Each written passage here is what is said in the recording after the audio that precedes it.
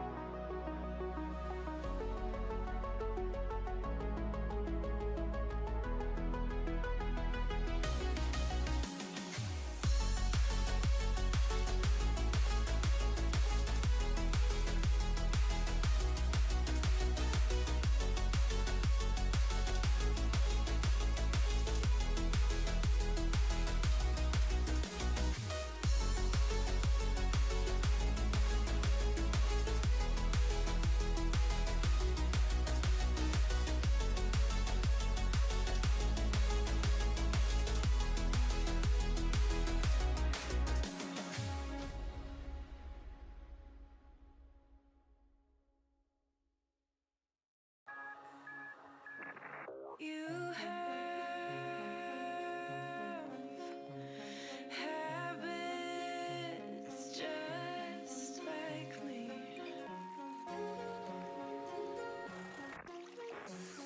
Talk too much with strangers. Get way too serious around family. And I don't have any wishes, but when I kiss you, our lips fit well. And I don't have expectations, but when I daydream, I fall asleep, and our hands melt.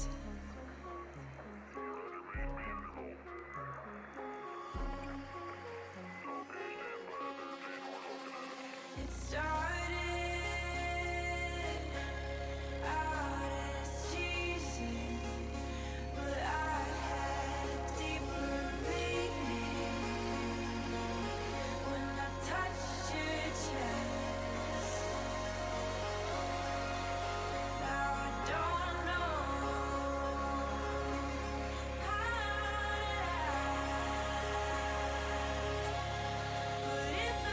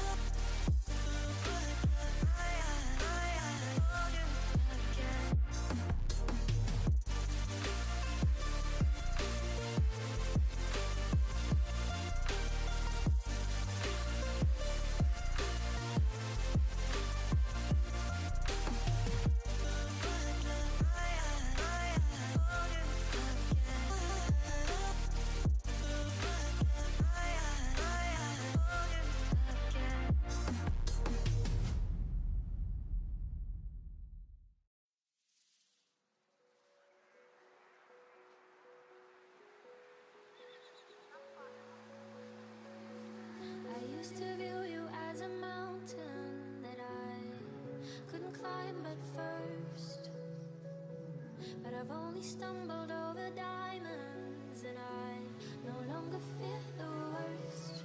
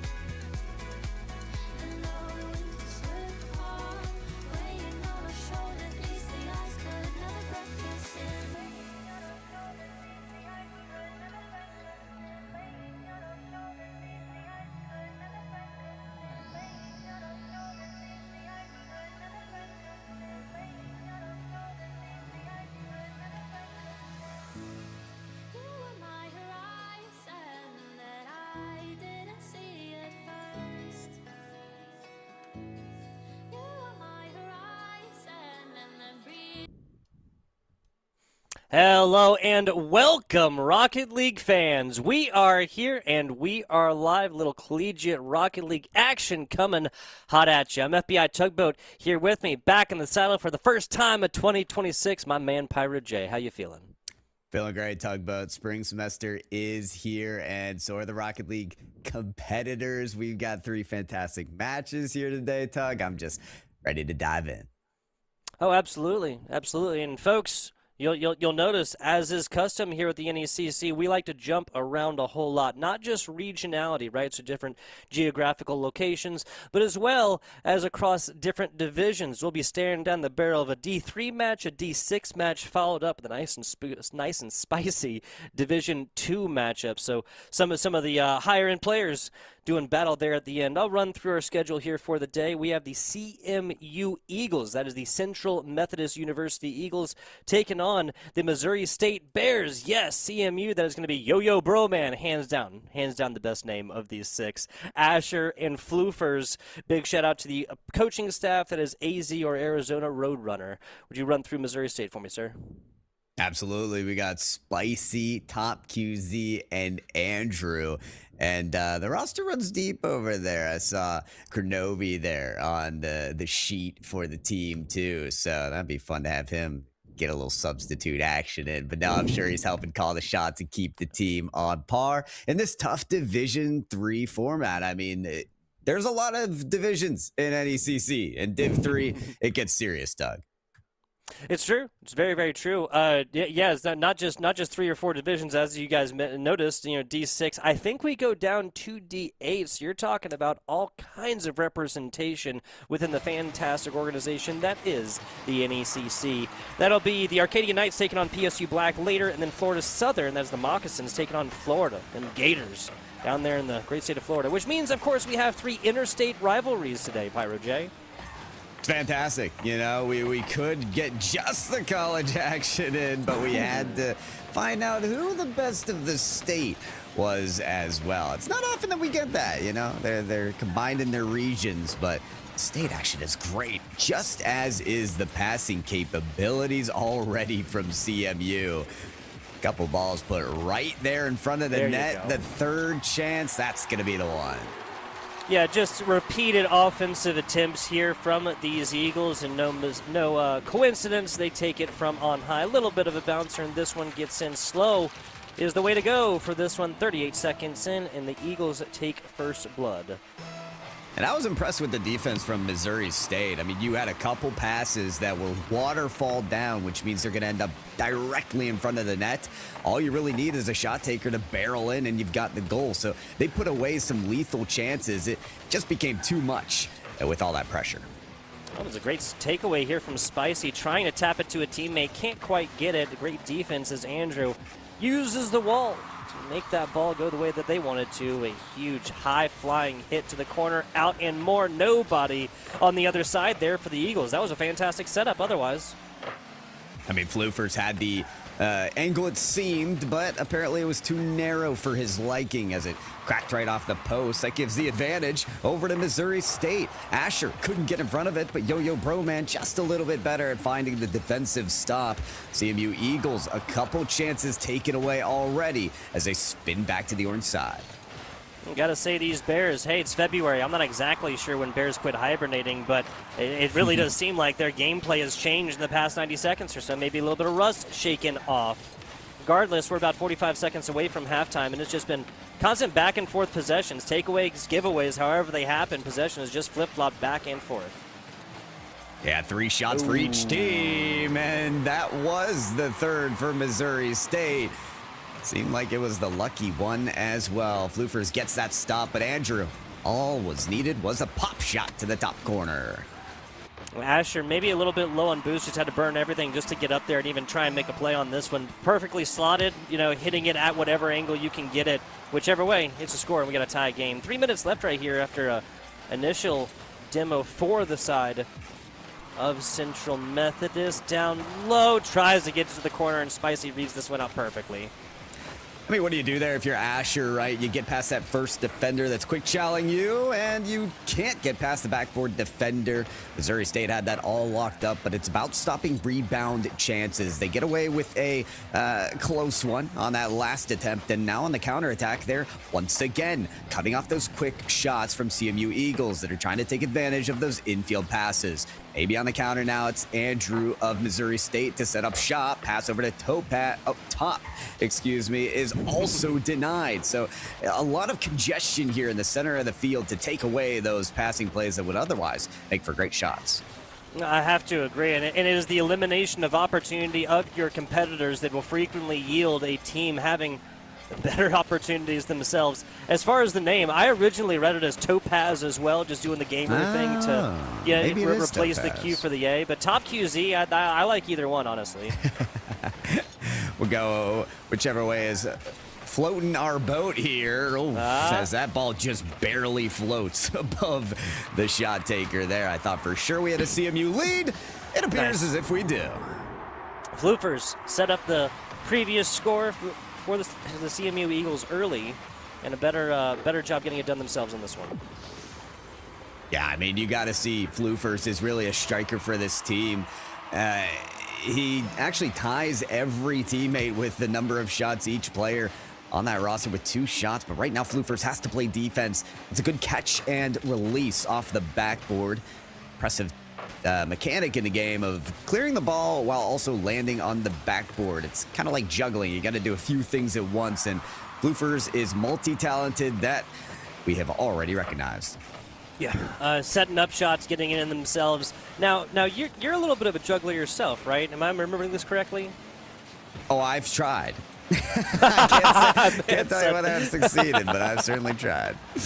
Hey, every person who succeeded greatly before has tried first. Down low, a tipper, and Spicy ties this one back up with 60 seconds to go.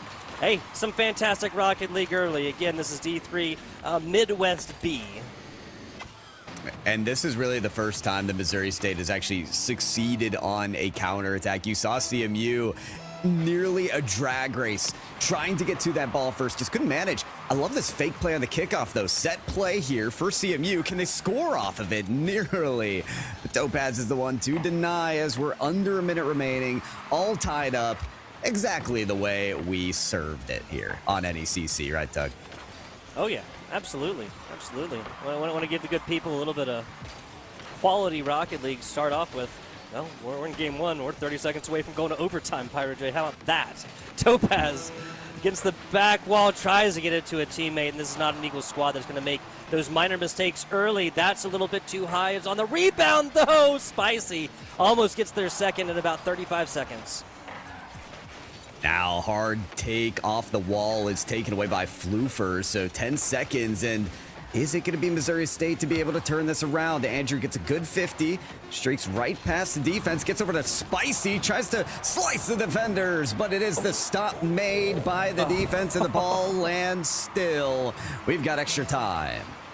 I tell you, Pyro, after seeing the physical play right there, this is a game that the CMU Eagles are going to be really, really glad did not last for 5 minutes and 1 second. Last bounce territory, and that ball had been aerial, maybe a different story, maybe not in overtime now, but a little bit of aggression here and early. A great clear for Asher. Back the other way, Spicy picks this up on the parallel side perfectly and keeps that momentum running. This is a squad here for Missouri State. These Bears are perfectly willing, kind of moving this horizontally, not just directly snapping it all the way across the pitch initially to try and set up an offensive drive. Got to use that width of the field. Doubt about it. Yo-Yo Broman trying to use all 4 wheels to stay on the backboard and actually get a touch on the ball. That's a difficult maneuver to make. The teammate comes to bail them out.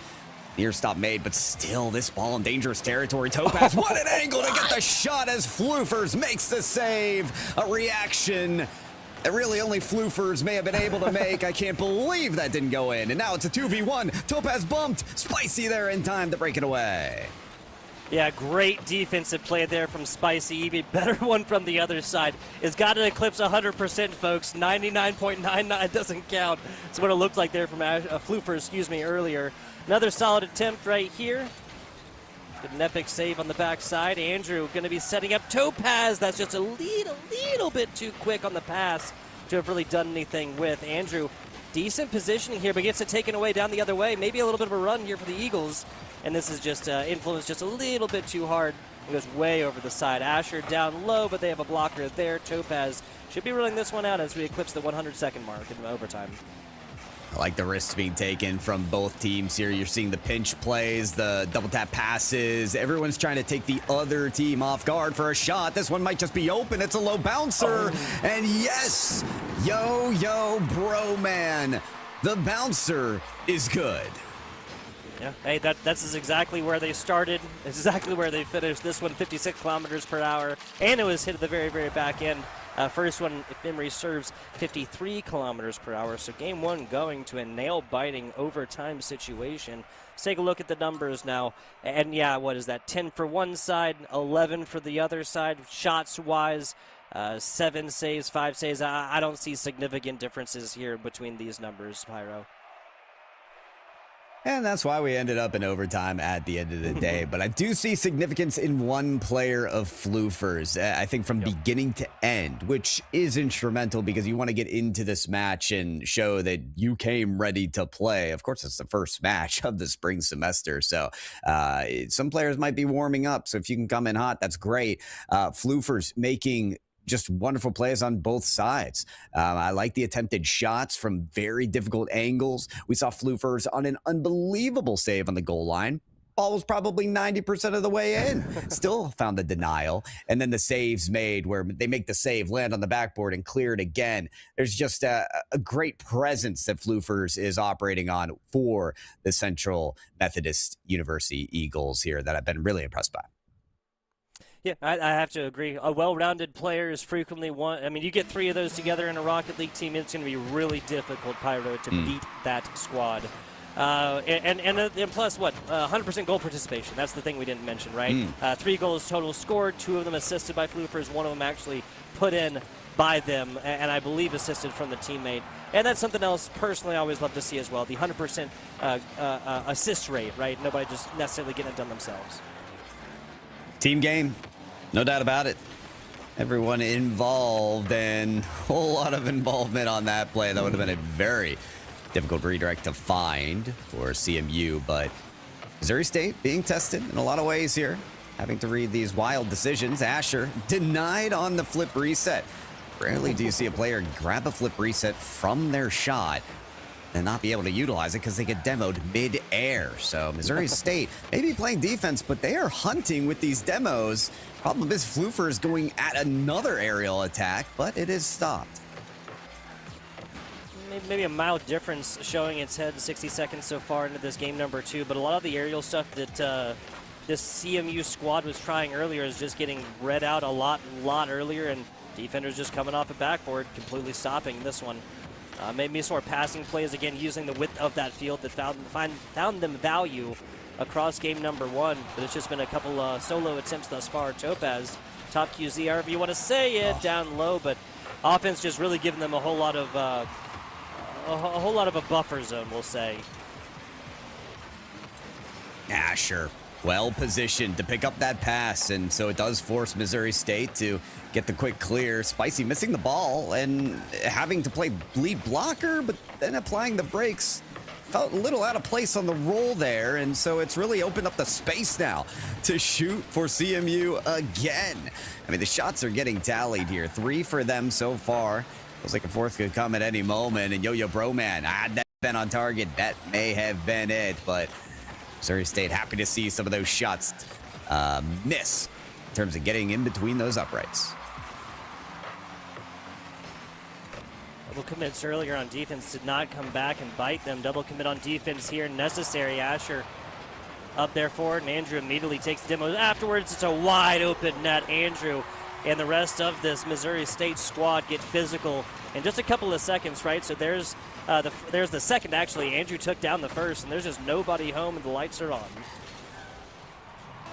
Yeah, I feel like there was some boost over ball action there on the defensive side too, and those decisions aren't the worst. You do have to take risks at times, but when they're coupled with demos on your teammates, it leaves you very much lacking on the defensive side, as we saw happen. So great resilience so far out of Missouri State Bears. They've spent a lot of time on defense so far in this game, but they do have the lead.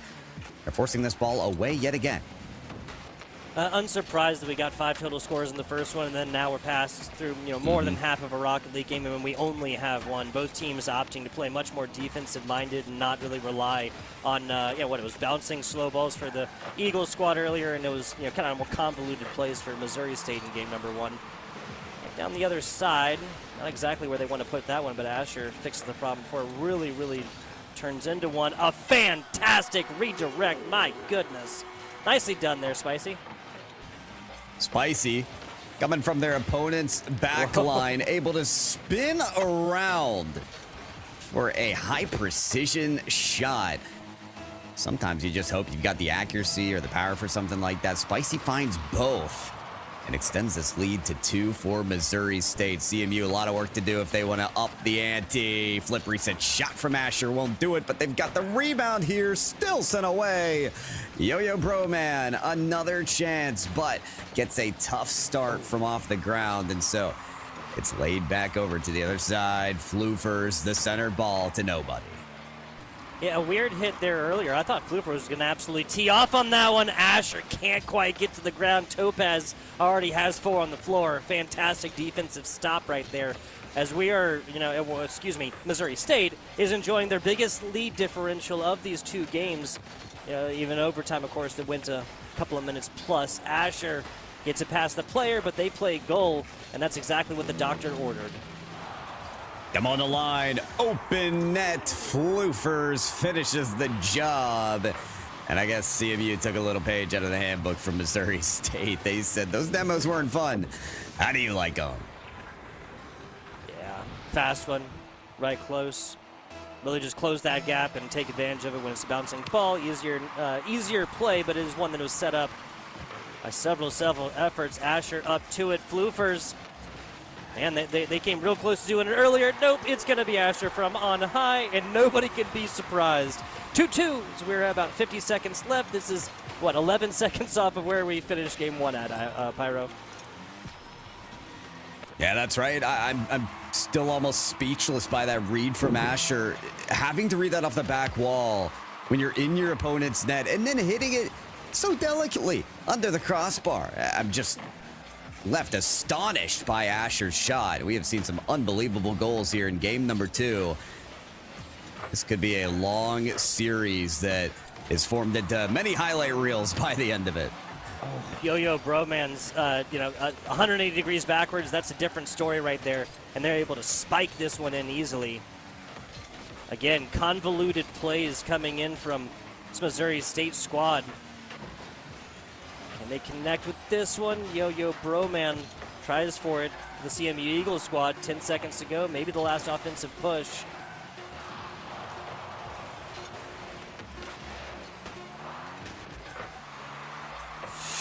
Saved by Asher at the last second. We'll go to overtime for game number 2, as we did in game number 1.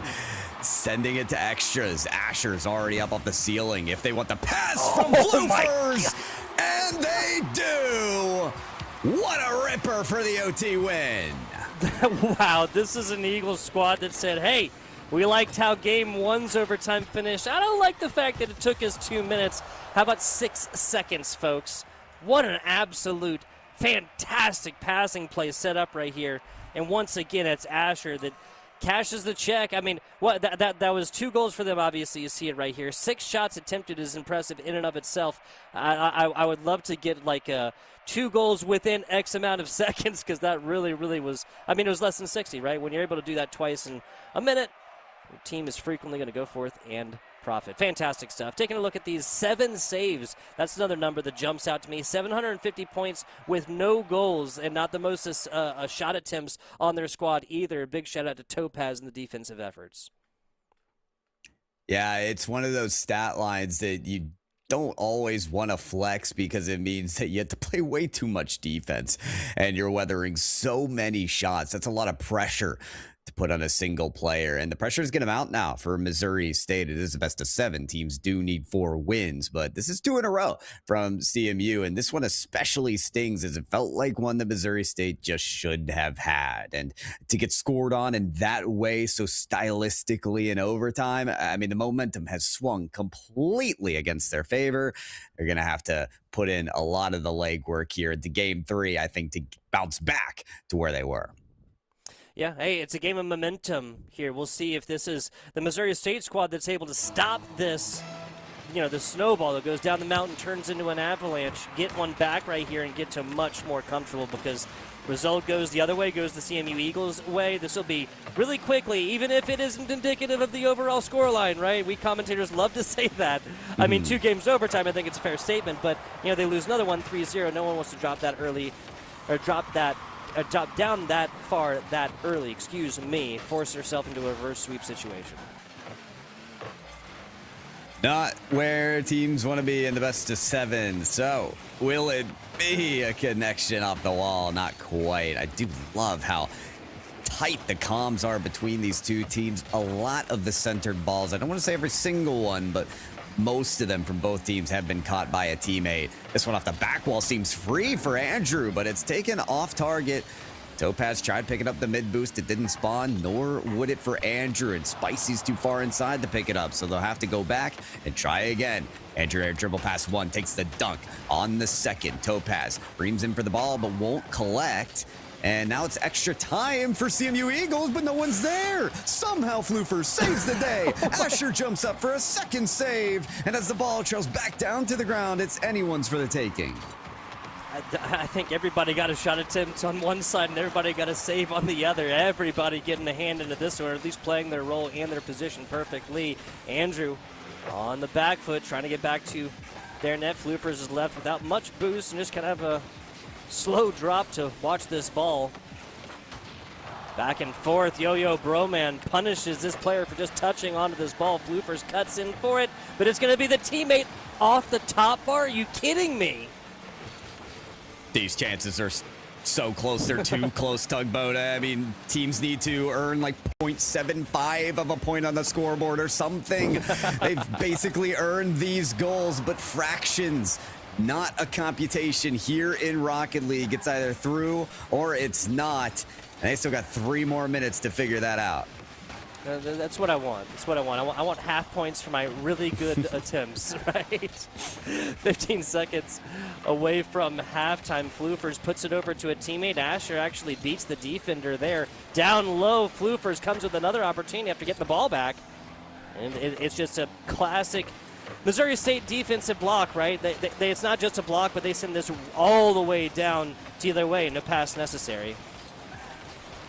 Ooh, Cookser pitch goes absolutely nowhere for Central Methodist, so they'll have to catch and release and try again. But Floofers, what a surprise there. Not what Spicy expected for that successful dunk to be made on 2 players. Now they're essentially triple committing in the corner. A good 50 to a teammate would have scored there for CMU, as Missouri State looking scatterbrained and nearly scattered across the pitch through a goal explosion. They just can't put it through. Another post hit, and somehow CMU walk away with nothing. I'm emitting all kinds of sounds on that previous offensive attempts. 3 or 4 of them right there as well, and it looked like one might have been even easier than the next. Just a series of misplacements and tiny, tiny miscalculations leading to that, that limiting second situation, right? A series of unfortunate events. At some point, it's got to turn around, at least for one of these teams. Spicy could find it with a simple flick. Gets past 1, saved well by Asher. Look at the ball control. Still behind this one on 0 boost, forcing the defense's hand onto the save. It only propels off his car for CMU to try again. Floofers up the corner. Can't read the touch there from Andrew. Keeps it wall side, but the miss from a teammate leaves Andrew back in position to take the ball into a flick. That's a leading demolition. Goalie gone for Topaz, as Andrew can't hit the ball either, and so it's nearly a free shot. Spicy finds the save, and yet again, CMU are wondering, what will it take to score? There's been a lot thrown at both of these teams. We got much more physical earlier. Now it's just simply about getting to the ball as the tempo has been turned up to 11. Floofer's corner. There's nobody receiving this one. Spicy comes up to it, an uncharacteristic miss. Topaz going to have a free opportunity at least. Pressuring your defense, never a bad thing. 9 shots to 5 in favor of CMU. Will the 10th be the one? Double digits could put a single digit on the scoreboard. Asher out to a teammate. It's cut off. Floofers will fake the touch. That's what we'll call it, at least, as Andrew struggles to get 4 wheels on the ground. It's taken to the other side. Asher gets boost, but not ball. Topaz gets dunked. That ball should hit the ground as we're set for a 3rd overtime, which is exactly where we'll go. 0-1. That'll be the result of this 3rd game. Who wins it, I do not know, but it was 3-2 and then 3-2, both in overtime, as Pyro J mentioned. 6 seconds was the 2nd game's time, like 2 minutes and some change was the 1st, so no idea what to expect here. Either one of those seems like it could have gone, well, the 1st one seems like it could have gone either way. 2nd one was rather quick. Regardless, 20 seconds or so into this one as Yo-Yo Bromance just trying to roll this down. Plays with the wall, gets it to a teammate, and that's just a little bit too wide as members of the defense weren't necessarily in position. A solid attempt. Yeah, the mispositioning was actually forced. There's a lot of goalie bump action, some risks being taken, especially by floofers, to play off the ball, take the defense away, force them outside of that position, and get some back passes to connect for the goals. Floofers works wonders on the other side of the field through disruption and passing plays to create the lane for the win. He does a great job getting this ball off the wall. Floofers to Yo-Yo Broman. And it just kind of seems like Floof has been involved in 75% of these goals. I mean, there's 7 total here for CMU, 4 on the other side, all of them being 1-score differentials. 5 shots right there coming into overtime. Floofer's 5 shots did tie Missouri State as the full trio. Just kind of seems like individual times. For this time, it was Missouri State's Andrew. Of course, no goals right there, but all of them with 2 saves and a quartet of shots for him to tout. My, oh my, some wild OTs that we've seen today, Tugboat. 3-0 is a series score, Which one? but yeah, nail-biting finishes for each and every one. I will call out another thing about CMU Eagles. Like they know their risk assessment is really solid. They didn't really start getting those lead blocker demo boost stealing plays until really the final minute, and then as you saw in overtime, Floofers again leading that charge, but as a team they understand what roles to play and when to play them. That's something that a lot of teams won't communicate on or do so cohesively, and so just that decision making alone was the step above for me for CMU. Yeah, it's one of those things that has to be learned and not really taught as much. You can say, hey, communicate, speak to your teammates about what you're doing. This is such a fast-paced game that there is not, it's not time to have a thesis statement at the beginning, and Topaz makes a statement of his own. The hypothesis proven, or whatever, for the college paper class. Don't remind me of college papers, please. I don't know if I could survive another round of those. But I also probably couldn't survive this pitch, as these are, again, some nice shots being formulated here in the NECC Division III. Missouri State playing in survival mode right now, forced to do the reverse sweep, something, Tugboat, you said isn't something favored by any team. Very true, very true. Obviously, both of these teams going 0-0 into this new season, new semester and whatnot. Nobody wants to take an L here first, but obviously it will not be the end of the day or end of any sort of playoff hopes. I feel like Asher had a better lie on that ball. Teammate may have seen something that old FBI Tugboat did not. Floofers a little bit closer to the ball, maybe a little more boost, maybe a different story, but we're still staring down the barrel of a 0-1 situation. Now, remind me if you can, Missouri State did score first in game number 1, right? I know they scored first and second in game 2, but game okay. 1, not sure. Yeah, I think that was the game that CMU scored first. Obviously, they scored first in the 1-0 overtime win. So this really has been back and forth as well, but generally, team scores first, go forth when points are at a premium. Fantastic block there from Asher. How many more saves like that can they make, though? Taking a long time to get to that one. Dead ball right in front of the net there for Missouri State, and they're unable to capitalize. Asher's going to do a great job off the ceiling here to force a 50. Floofers has at least another touch here. It sets it right in front of the net here. They'll just clean up themselves. Oh, clean up on Al Floof. I'll get it done myself. Like you said, no boost necessary for a play like this. Andrew just can't get the flat top of that card onto this one. If that was the case, this ball gets put to the corner, and this defending squad gets that precious seconds, Pyro, to go forth, kind of formulate a little bit of a better defense, or picked up the boost that they have shown prominence for. Indeed. Floofers high, nearly above Spicy. Asher lands on this one, and it's back through the rotation for them as Topaz tries to find an angle around the opposition. Missouri State starting to see that early equalizer, wondering, will we be found out yet again? Will it be another equalizer to force another OT? And we just can't survive. Seems like the pressure's getting to them. A couple misses there at the end of their possession as Asher turns this around. Demolition on one. The double tap set up off the bar and ready for Floofers to send through. Yeah, we're staring at Floofer's 5th shot attempt. Obviously a pair of goals, that being their second, one of them assisted by Asher. Yeah, 5 shots attempted, and it's not quite halftime here. 8 seconds away from it, to be precise, after a great job rocketing back. First score obviously going the way of Missouri State. And so it is the lead for CMU Eagles. They can see the finish line now, and it was nearly a whole lot more visible. That shot just didn't find its way through. A lot of players out of boost now as they'll retire to the other side, boost up, and have to play defense. Maybe a time to have, I mean, that previous play feels a little bit more like a sub-60 play, right? Just purchase possession of ball no matter where the, no matter where it happens to be at the time, and just kind of burn the clock. But they sent this back the other way, and this is an offensive drive that exists because of the back pass. If this is a Missouri State squad that scores on this one, okay, we're now finally going back the other way, maybe a little bit until this is picked up by Andrew. Physical play behind, that's a roller to the right side. Just a little bit to the outside of defenders, as defenders do exactly what they needed to on that play. Another long ball that will scratch seconds off that clock as the Topaz finds themselves a similar flight on it. And long clears can set up good counter plays if you get the right challenge. That one looked good for Topaz until Floofers got their car on it. And that seems to be the case for a lot of these plays. If you can take Floofers out of the equation, the chances are looking a little bit better. Oh. Andrew takes on exactly that player and says, send them away.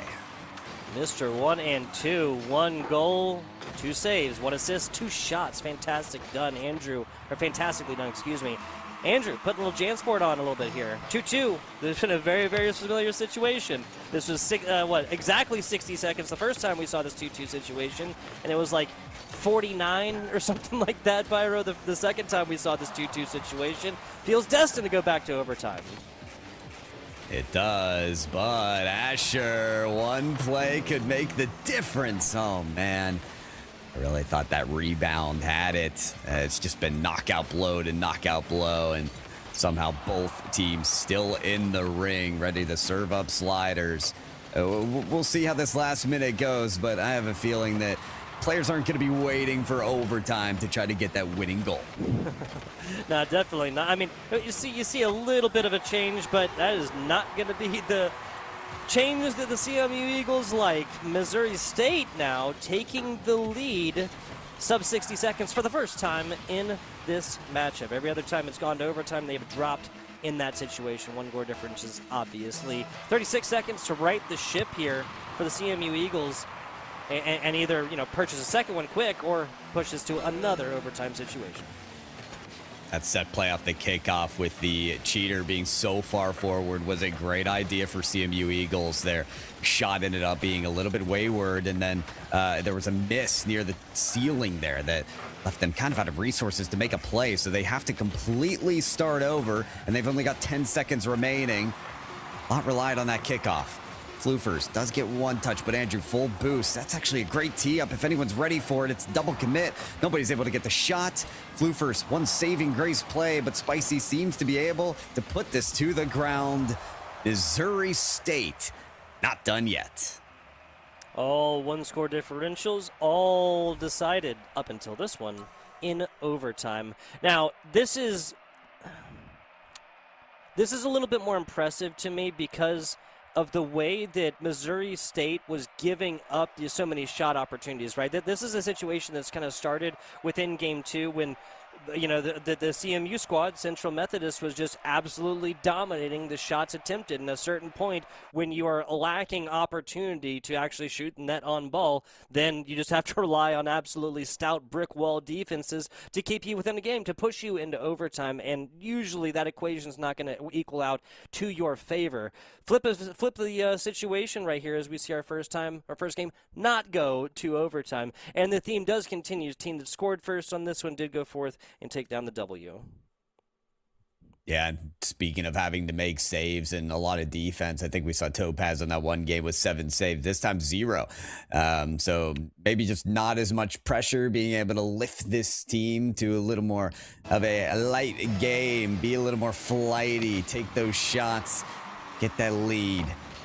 That is necessary for the win. Game number 5, it's a long road. It's an extended journey that Missouri State will have to take for the win here. But you take it game by game. Okay. You take it goal by goal. And Andrew's going to take this one down definitively. 12 seconds in. And Missouri State maybe showing a little flash of what they just did in game number 4. The reverse sweep, it's a tough one. Well, Pyro just got a little bit easier after the previous game win, of course, to keep them in it. And then an early score flew. Topaz off the nose. Oh, tries for it, and a teammate gets an opportunity, but no goal, at least not off of that attempt. Asher's got a look here, though. That's full boost on the solo play from the corner. Air dribble nearly turns to a reset. It's right off the corner, but the defense prepared for that one. Yo-Yo Broman's going to find himself behind the play. He's very fortunate to see that off the bar. Floofer's hard shot. That one's in. Tied up again. Great job. Great job right here. This is maybe a mild breakdown of defensive possession, but really more so it was just Asher reading this really well and getting it to a teammate. Doesn't have to be, put in themselves. Didn't necessarily even have to get to the teammate quickly. Just had to take away possession there from the last man back. We'll see how the response formulates here for Missouri State, as it seemed a little mispositioned there. Shot could have went in if it was on target.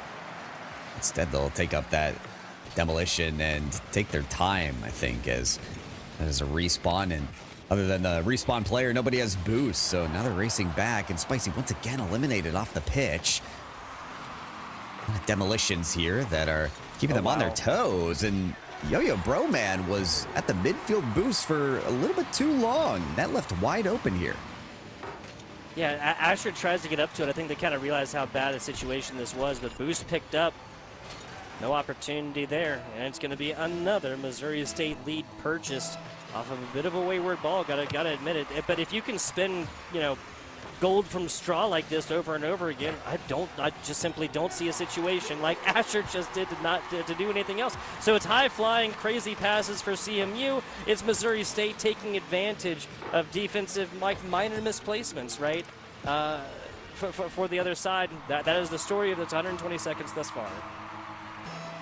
I think that's the third attempted set play off the kickoff from CMU Eagles, and for Missouri State, you gotta start reading that play. You have to have that third player ready to defend the shot.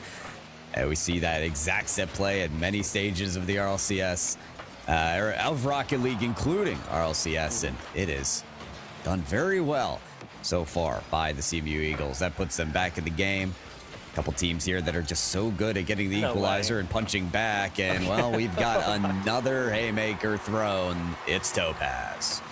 Yeah, honestly, CMU, given that it's more difficult to set up these passing plays, right, it just seems like this is the equation here for CMU to bring this one back and kind of keep this scoring just deluge from continuing is just leaving a player back like a tiny little bit. That's a couple just wide open net. Like, obviously it was purchased a little bit better by Topaz, right? It was the follow-up there that ultimately got this one in, but it was a completely other side of the pitch shot that even opened up this opportunity. Big boost picked up here from Floofers, gets out to it, and it's another passing play Asher on the receiving side of this one after Andrew doesn't really get the clear that they really wanted. Yo-Yo Broman just walks the dog all the way around the corner, and the rest of the defense of Missouri State is nowhere to be found.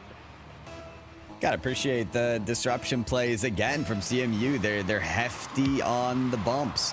And that last bump there from Floofers to take out the corner defender was the last shot, I guess, as it leads to a tie game. Definitely our highest scoring affair here, and it might just be more. Andrew's ball off the ground there, flips up for Spicy to take right back down. We've got another Missouri State lead. Physical play. Andrew comes in, and honestly, like the last bump right there against Asher kind of looks better, right? But it was just the simple fact of getting over there and presenting the threat of bumping this person, bouncing the guy out of net, right? And it's literally just that goes forth, forces them to not make connection on the ball. Yo-Yo Broman gets another easy one, and my goodness, we have 8 scores in half of a game of Rocket League, Pyro J. I don't know if Spicy had forgot to check their side mirror, but there was somebody hunting that demo for the last 2 seconds, and they left that ball on the top of their car like a baseball on a T-ball stand. Just be hit right in. That's exactly what happened. So we're tied up 4-4. A lot of goals, maybe one more. Floofers passes it to an otherwise demolished teammate. Okay. But the respawn, it's there in time. Yeah, when demoing goes wrong, great pass. That's going to be a little bit too tall, but Asher comes back to it. Can't flip into this one. And it's back to the middle. CMU, there's a back pass here. Didn't bite them previously. That's almost an own goal from Yo-Yo Broman. Could call it a missed shot, call it a backwards pass, call it whatever you want to. That was quite dangerous regardless. Feels like we're watching the home run derby. Like the defense is just gone. Just lay up some softballs and see how hard you can hit them. Spicy might just take this straight to the net as well, but it's guarded by Asher. And so the defense in the second half maybe a little more showing their face than the first half. Floofers gets a good read on that one. Takes it across the field, but that's a demo on the goal line. And it's again open if anybody can shoot this. Andrew just barely gets around for it.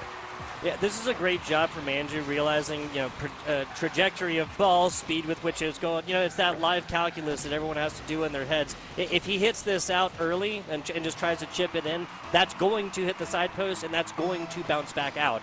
Especially given their teammate was kind of behind them to the left, like even closer to goal. There's no opportunity to make a play after that. Nicely done. Floofers getting the pressure on early. Yeah, the pressure's there for Missouri State, but unfortunately for them, they have the lead, but they've got to expect that maybe 5 goals is not enough based on how this game has gone. Floofers not set to collect that pass in time, and then Asher, a late jump, leaves this ball free. Andrew thinks this is quite possibly a goal for me here. Not quite, but you might as well go for the shot if CMU has left the net open so often throughout this game. Floofers gets that pass to go. It's off the post. And we would have had the game tied otherwise. Yeah, a couple degrees of difference right there. It's the only thing separating us from a tied ball game. Wow, and a low roller that takes a nice bounce against the right side post. Gets in, 2-score differential, 29 seconds to go. Pyro, folks, it's possible. It's going to be tough here in Missouri State. We were talking about how difficult the reverse sweep would be. They are one step closer. And we've seen a lot of OTs and we've seen a lot of goals. That double kickoff is not going to go for CMU. And their net will be open for Spicy shot, but it's off target. Floofers trying to lay that down to Yo-Yo Broman. Instead, holds on to it, but neither of them have boost. This is just a tough shot to convert. And they're risking everything they got, but it's just not enough. Andrew's back pass will be collected. Floofers sends forward. Last shot for Yo-Yo Broman. And this ball game will be terminated. Game 5 goes to Missouri State on still CMU's match point. Taking 2 other games, add them together, at most you tie the amount of goals in this one. 6-4. And Trio, there you go, the hat trick over to Andrew. 5 shots attempted, got a pair of saves as well as an assist. So 4 of these 6 goals being participated by in some way, shape, or form by Andrew. A fantastic job. This one just Like you said, defense is optional, right? There are points they came at a premium in 5+ minute games earlier, overtime games, right? That was not the situation in this game number 5. Yeah, defense is optional if you can score that much. I mean, 10 goals in one game is ludicrous, but Missouri State will kind of, pick themselves up and say, let's not do that again. Let's not concede 4 goals again. Let's tighten up that defense, get those comms down, and as well, just be more weary of the bumps and demos. I thought there were probably some goals that shouldn't have happened based on the demos that they did concede. And so cleaning up on that, getting the vision on all sides of the field to go so you can dodge those attacks, that'll shape up for a cleaner game here as we get into number 6. Yeah, and it was just one goal, like it was definitively purchased like this, but I can't understate it. It can't be like made to seem less important. Sometimes it's just the threat, right? And defender does everything they can to get away from you. While they're doing that, they're not playing ball. 20 seconds into this one, it's a little bit of defense against the CMU Eagles, their regular play style here. Shaken up like just a little bit because they have not gotten any of these huge booming clears that we've become accustomed to. Now, physical play for Missouri State, that's showing up yet again. No surprise there. It is indeed. If it ain't broke, don't fix it. That's the method here for Missouri State, and likely will be for CMU Eagles as well. But they will collect their own boost, the side of Missouri State. Andrew has the resources as Asher does not, so space provided. Getting past Floofers and Asher presents an opportunity. Topaz being behind the flight there is Spicy off the backboard. Nobody available for the rebound. Couple of nice tries, just won't go through. Asher reset shot off the backboard. Follow from Floofers denied. And the reason why that's a little bit of an eyebrow raiser for Missouri State is like, with how physical they've been playing, it almost looks like they intentionally just gave that up and then left Spicy completely by themselves, man on an island. Hard to score like that, especially against a team like the CMU Eagles, like the Central Methodist squad. Take away, Spicy, maybe a 2-on-1 here, down low. Can't quite get it there. Oh, I saw the vision as well. It was a great dribble play, and Topaz collects the pass, but it's so difficult to get around the defense. Able to find the backboard. Spicy slows down the ball, and Blueford's just trying to find a teammate in this situation. It's going to be Asher called to action. Tip below. Andrew, Yo-Yo Broman, centered ball. Floofers is up off the bar. Yo-Yo Broman, one defender to beat, and Spicy will not be denied, not on that play. Great job maintaining possession as you ran this down parallel to your goal. It's one of those situations that it'll be opened up otherwise. Yo-Yo Broman, another opportunity is, we talked about earlier, CMU is playing the width of this field very, very well. Down low after a miss, Floofers gets their first goal on their second attempt. That's why we talk about the possession play, because if you keep it alive for long enough, you might be able to force the mistake. That was a tough ball off the top of the cage there, and the flip just did not make its way to the ball as expected. Floofers was there to punish that mistake. Halfway through the game, a lot less scoring in this one than the last tug, but oh no, there's gridlock for the teammates of CMU. For a moment, they almost watched the ball fly right by. Always a terrible feeling to get a front row seat to something you did not want to have happen. Asher, reset attempted, ball bounces back into this one. A great job flipping into it and trying to make that flat, like almost paddle-like play, but it's another miss on the other side. Again, it's hard to really translate how evenly matched these two squads are, especially when they're scoring in pretty much the exact same ways, just tiny, tiny little misplays by the opposite team, and then this squad, the offensive squad in that particular moment, taking advantage of those mistakes. Ooh, that's a nice ball over to Asher. They're going to opt for the other side of the field. Yo-Yo Broman does successfully get the demo, but the rest of the team hasn't worked the ball up the field in enough time for them to take advantage of it. Long ball here, the Yo-Yo Broman will leave for Asher, and Asher will have to retain that boost under 2 minutes to go. There's always been quick equalizers in this game, but the go-ahead goal has always been a little bit tougher. Maybe Floofers can find a teammate. Asher, as third man, commits for the shot. Floofers quite the job to do here to make sure the save is made, but the ball instead goes to Yo-Yo Broman. So Asher flies right by it, gets past one, but through the second remains a tougher task. Missouri State has shown themselves not to be scared of tripling up in the corner when they need to be. And a lot of these, again, they were like, tiny misplays and a player trying to make contact on the ball off a backboard in front of net, something like this. It hasn't come back to bite them yet, and it's a great job realizing when these situations that are widespread, hated, end up being something that's necessary. As I say, the Spicy doing a great job right here after the CMU squad is just trying to cheat up and get the offensive side a little bit too early. That's technically an own goal, isn't it? No. Just about. I mean, the intention is to save and the ball goes in, but I just feel like with the 50 combined with Missouri State off that flip reset, every intention was to get that challenge and push it through into the net. Either way, a tough shot, and really nothing that CMU wanted to walk away with.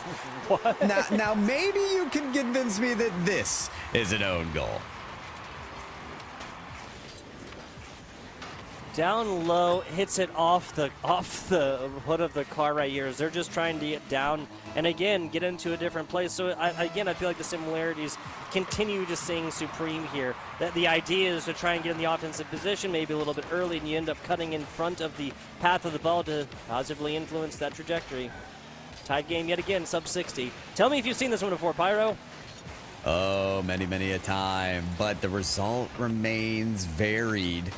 See who makes it out on top at the end of it. That's an odd ball to be backflipping right in front of your net. Topaz there with no boost, and Spicy uses all the boost just to get into the net. That's a scary position to be in with no boost. Misses it off the backboard. Fortunately, Andrew was the one to cut away the ball. 15 seconds in it. Missouri State feel like they're in survival mode here. Yo, bro, man, can just be happy to see that glowy orb that they can use to try to rip a shot. Spicy full boost to counter it away. Floofer saw the positioning, kicked it off the middle. Once the pass from Asher is going to get it. But instead, the ball will be seen away, and we got OT. Missouri State 1 goal away from dragging this reverse sweep to a Game 7. Oh, yes. 1 goal away from almost getting it done as well. The other way, that goes be a 4-2. Just really trying to maintain possession. Floofers was. Andrew's got to really capitalize upon this one. Now off the ceiling, gets it there, nose under, realizes how bad that rebound would have been. And its immediate answer, CMU once again, they are great at these cross pitch clears, and it is another 3-2 victory in overtime for the side of the Central Methodist Eagles. They drop a couple of them towards the back half of this best-of-7 series, right? 2-3, no overtime, and then 4-6 in the highest scoring affair in the previous game. But yeah, so it's all one-score overtime wins for the CMU Eagles to help them shut down this 7-game series. Crazy stuff. Yeah, wild matchup there. That final goal there from Floofers, I thought was emblematic of the whole series because it was actually he was nearly pre-jumping into that dunk, just fully read the attack and full throttle into the dunk that led to the cross-court clear. Floofers, it was a double-edged sword, really, the strategy to amp up the tempo, ramp up the pace, and try to be there in front of every play. We saw them miss the ball because they overextended at certain points and they were conceded on it. So it's that idea of, you know what, I'm going to move as quickly as I can. It'll either work for me or against me. But finally, in the end, they were able to close it out. Yeah, so many overtimes, such a close series, well contested by both teams. And if this is any image of what's to come here, Tugboat, of the rest of the spring semester, I'm here for it. Absolutely. Getting this done in week number 1. We're front-loading all of our action here, Pyro. No, there'll be plenty more of that to come. Specifically, here on the day, we have the Arcadia Knights taking on the PSU Black Squad. That is Penn State, of course, that is Nittany Lions. One of their squads, obviously, here within this one of their squads within the ACC. That will be a Division 6 matchup. And again, a battle of Pennsylvania, right? Your home state, am I wrong? No, you're not. Penn State and Arcadia. Penn State, a little more central. Arcadia, very much east. I'm over on the west side, but still very happy to see who in the state's going to come out on top there. I am as well. A short break for us, folks, as we will set that up. Give us about 5 minutes. We'll be back with that second matchup. Hands together here for the CMU Eagles, getting this one done in 4-2 fashion. FBI Tugboat Pyro J, back with you in just a minute. just what I deserve. You were my horizon that I didn't see at first. You were my horizon, and the breeze is just what I deserve.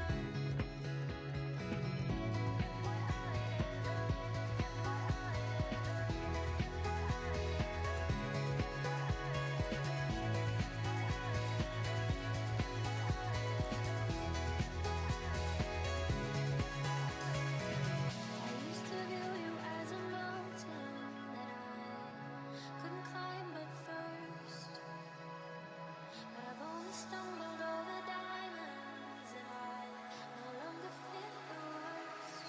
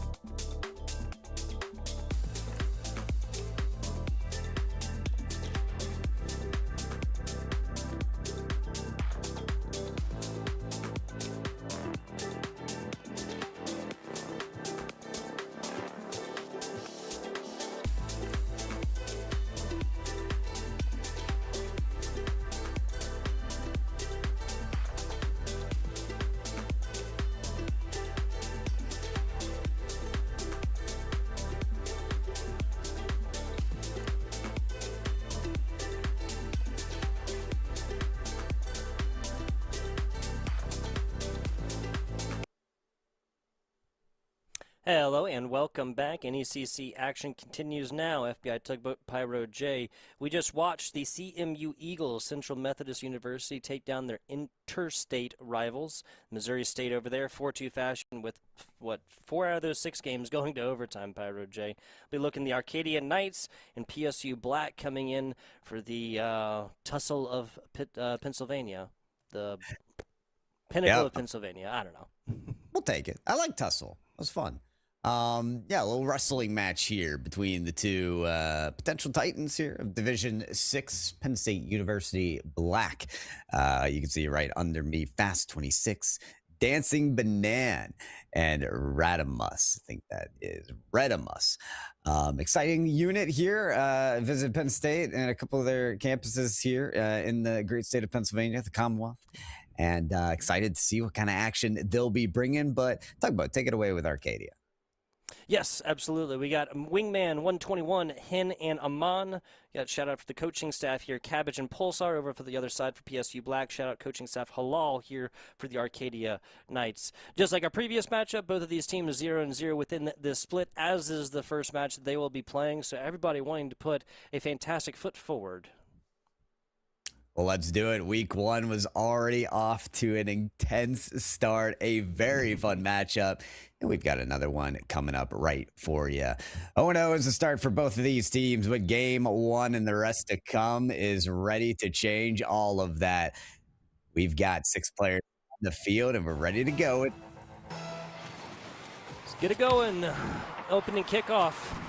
On the way of PSU Black, Dancing Banan, a little bit low. This is a high-flying ball that has not stopped moving since we kicked off. And we got some unique cars here to get kicked off with this one. I think I saw Fast 26 in the Cybertruck, which is a rare one to see. I see a couple Dominuses, all kinds of vehicles to get things going. I'm on in that Shopify Rebellion Fennec, though, trying to do it here first. Plenty of variety here to show for in Division 6, which we love to see. Hey, it's the spice of life. Variety is. Not sure who said it, but someone smarter than me said it. How about that originally? 45 seconds in. No real offensive opportunities for Arcadia University quite yet. These Knights not in full gallop up to this point yet. I like how a lot of the players are showing off in exactly the way that they expected to as well. Dancing Banana has that banana topper. Genji Mobile 1 Shay fanboy has the Genji Mobile 1 decal. So, you know, the writing is there, and they're proving it. Hopefully they can call themselves winners by the end of this as well. Ooh, that's a tough clear there for Shay, and unable to score. So this score stays 0-0. Yeah, a lot of back and forth across the middle of the pitch as well. Neither team like really holding on to possession for a whole lot. A lot of hits like that, in fact, from Hen. Just hitting it back down towards the other way and just hoping a teammate can get under it or even pick up your own ball. On the backboard here, Shay Fanboy sits it to a bouncer and once again picked up and redirected back the other way, probably just for a couple of seconds. A bouncing ball can't get to it. And it's finally a slicer from Dancing Banan to put PSU Black up on top early. That's a funny one. Fast 26 wanted the piece of that ball as well, but Dancing Banan said, no, that's a good enough pass for me. I'll take that. I'll rip that right into the net. And great work there from the Penn State University Black team to get things started with a good lead. It's going to be washed away right away. Wingman 121 with the equalizer. A short-lived lead there for PSU Black. This is a great job just running parallel to this net and getting it just outside the reach of the defender. Classic offense there for Arcadia University. We'll try and recreate that one. Go back, put 1 into 2 back-to-back right here. Take a little bit of a lead action. Up, maybe 30 seconds outside of halftime. Oh, and Wingman is absolutely feeling it at this time. Tries to get the rebound off the backboard just to send through, but it's going to come up to Wingman once again, denied. And so I think Penn State University is starting to realize which player to make sure the defense is ready for, as Wingman has been ripping them on target here already in the first half of game 1. Yeah, it's something that they can continue. Will eventually find a whole lot of pay dirt push them to more than just a one-score lead in various other games. Of course, best of 7 series here in for all the way down to D6. If you're familiar with the NECC, we used to do best of 7s just for Division 1, Division 2. Divisions down to, again, I believe NECC Rocket League goes down to D8. Those used to be those best of 5s, not the case here within 2026. Wanted to extend everybody along, right? Give everybody the same opportunities to go forth and flex their Rocket League wings. Absolutely. And the wings are flying, as I mentioned. Wingman again, top quarter shot, forcing the best out of the defense just to make those saves. And again, Fast is this time the one to have to save it away. But the possession maintaining. Talked about teams struggling to hold on to it for more than a couple seconds, but Arcadia is just a stampede effort so far, trying to award themselves a second goal. As maybe a demolition is going to be the thing that gets Penn State University out of their own half. It will for now. Fast with a great shot, forces 2 defenders. Can they get maybe another bump to go to clear the way? Not quite. But that doesn't mean Penn State won't keep looking for this goal. Yeah, physical play almost ruling the day for goal number 3. Just can't quite connect to this one as we hit about 80 seconds left. And this Shea gets a nose against it, tries to put it up against the backboard themselves, make an opportunity for themselves or teammate. Not really going to happen. Everybody just kind of flipping, twisting, and turning around this ball for a couple of seconds. That's going to be wide right. Defense is able to read that one out early. Tries to get back to the big boost Amon did. Not going to happen. Wingman, their teammate, goes forward, just tries to get out of this one. Pays for that effort with their lives. Little demo. Back the other way. Trying to come off of corner. First one's a fake, we'll call it. Second one hits, but is blocked away in another Arcadia possession. Well, it's going to be Shea to just bomb this downfield. I mean, they don't want to give up on a couple close chances. If they could score here in the next 30 seconds, they've got that first win on tap. Fast gets a great boost steal. Dancing Banana, wonderful positioning on the sidewall to read that clear, but they're struggling to get this ball just in front of the net. Was the attempted pass there on the backflip from Shea, but it's combined with a clear that just gives Arcadia the next chance to score. And Amon will be the one to do it. Perfectly timed here for the goal. Yeah, this is really, really nasty. This is looking like kind of something similar we've seen. And what that would have been in the previous, 4 minutes and 45 seconds is Arcadia trying to wind it around that right side, around the boards there, and put it closer towards the middle. No, they just hit it off there and create just that necessary tiny little bit of space. Teammate cuts it right in front of the defender. A fast bouncer makes it to the stretched opposite side of that pitch. Nicely done, Hen. Will probably, now it's going to bring us to our kind of volleyball situation. 2-1 victory is... Folks, if you've been watching since the beginning of game number 1, 6 total games in the previous, that is now the 7th, and 6 of these have gone to a single score differential. Yeah, it is as close as it can get it. I mean, tip of the cap to the seeding here for NECC because it's bringing teams very close to their respective divisions. And if we look at the player-to-player comparison here, Wingman, I talked about them a lot, leading the way on the statistics here. Has a goal and an assist to show for. So full goal participation along with their 5 shots of the 9 team shots. So locked and ready to keep sending them here in their first game of the spring semester. Yeah, so it kind of seemed like it was a little bit of divided roles here, right? One of these players, only a single shot attempt to hold a trio of saves, if I remember right. As you mentioned, Wingman really, really up on top and getting all kinds of offensive pressures and assists going right here. What I'd like to see from the Arcadia Knights, if they're going to show me a team that I really have a lot more confidence in, like taking this series down 4-1 or even 4-0, what would be a splitting of those responsibilities and relying on one individual a little bit less, because this is a game plan that can be easily written out. And if we see the same kind of physical aggressiveness we saw between the Missouri teams earlier, well, I fear for that defender's role, being able to play simply in this Rocket League game number 2. Of game 2 is going to be a difficult job. Imagine what the rest of the series will be. It has been nose to the grindstone for these players, and Dancing Banana trying to show off with the aerial antics, just unable to convert it into a shot early on. This defense from Arcadia has been something very difficult to get through. They work their defensive rotations just seamlessly to knock away every corner ball. Some creativity may need to be seen here from Penn State for them to get some more points on the board, especially as one nearly goes in for Arcadia. Yeah, really, really close right there, and finding it in such like a random, chaotic manner is one of those situations. Hey, we'll get it however we can take it, but really just shaking the tree and seeing what falls out is partly how Arcadia got a lot of their offensive pressure and presence in game number one. So expect that to continue. And with the touch up, but no boost to follow. It's Wingman with the forward progression. Takes the shot as well. Oh my goodness, Shea gets the save off the crossbar. What a lovely stop that was. I was almost positive that one was in tugboat. Close, close. Been a game of inches in the previous matchup and continues to be that way here in match number 2. Amon kind of just trying to decide when to actually go for that one. That was the correct decision. Could not have gone in by itself on that angle. Hit to the middle once again, and demos.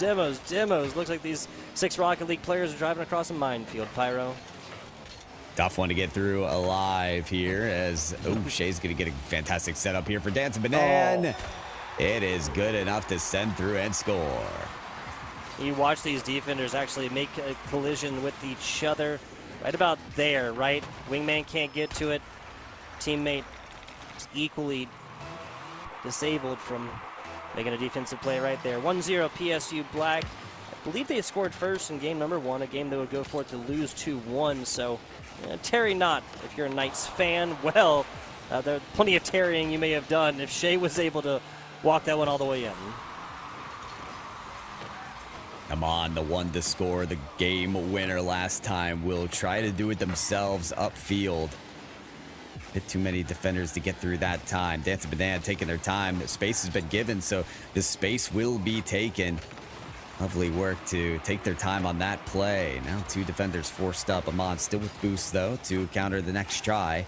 It's Shea off the wall, but it's cleared quite well. Once again by Arcadia. They have managed to get quite a bit of possession and some good tries, but it will take to the second half for them to get on the board. Yeah, I can't be surprised that this is another low-scoring game here. With how evenly matched these 2 teams seem to be, a bouncing ball, and that could have been another one there.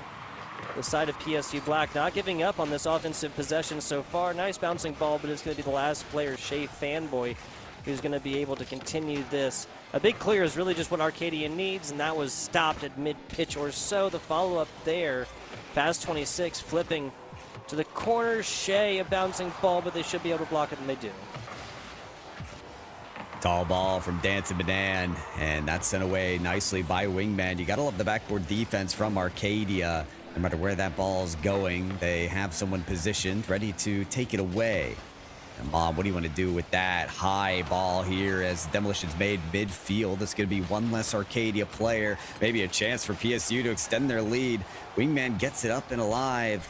And Shea's going to make that rotation fast off the backboard. Do they got a teammate to score? No, shot is just missed, providing Amon's lane, and Shea can't get contact either. So a couple decent chances there for PSU, but that ball whipping around the field a little too quick to send home.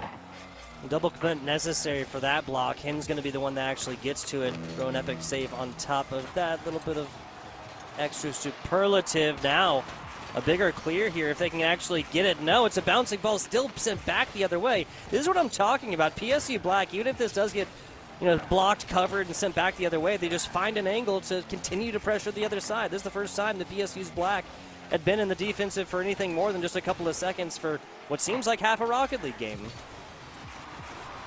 It does feel like plenty of defense being played, but this ball is going across the field rather quickly. Feels like a goal could be scored by either team at any moment. And Arcadia hoping that it's them as they need to take the risks to equalize in the last 20 seconds.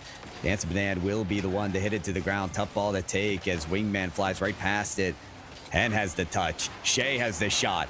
That's off the bar. And now PSU need to make sure there's someone on defense. Dancing Banan is that player. Great third man rotation to make sure the save is made.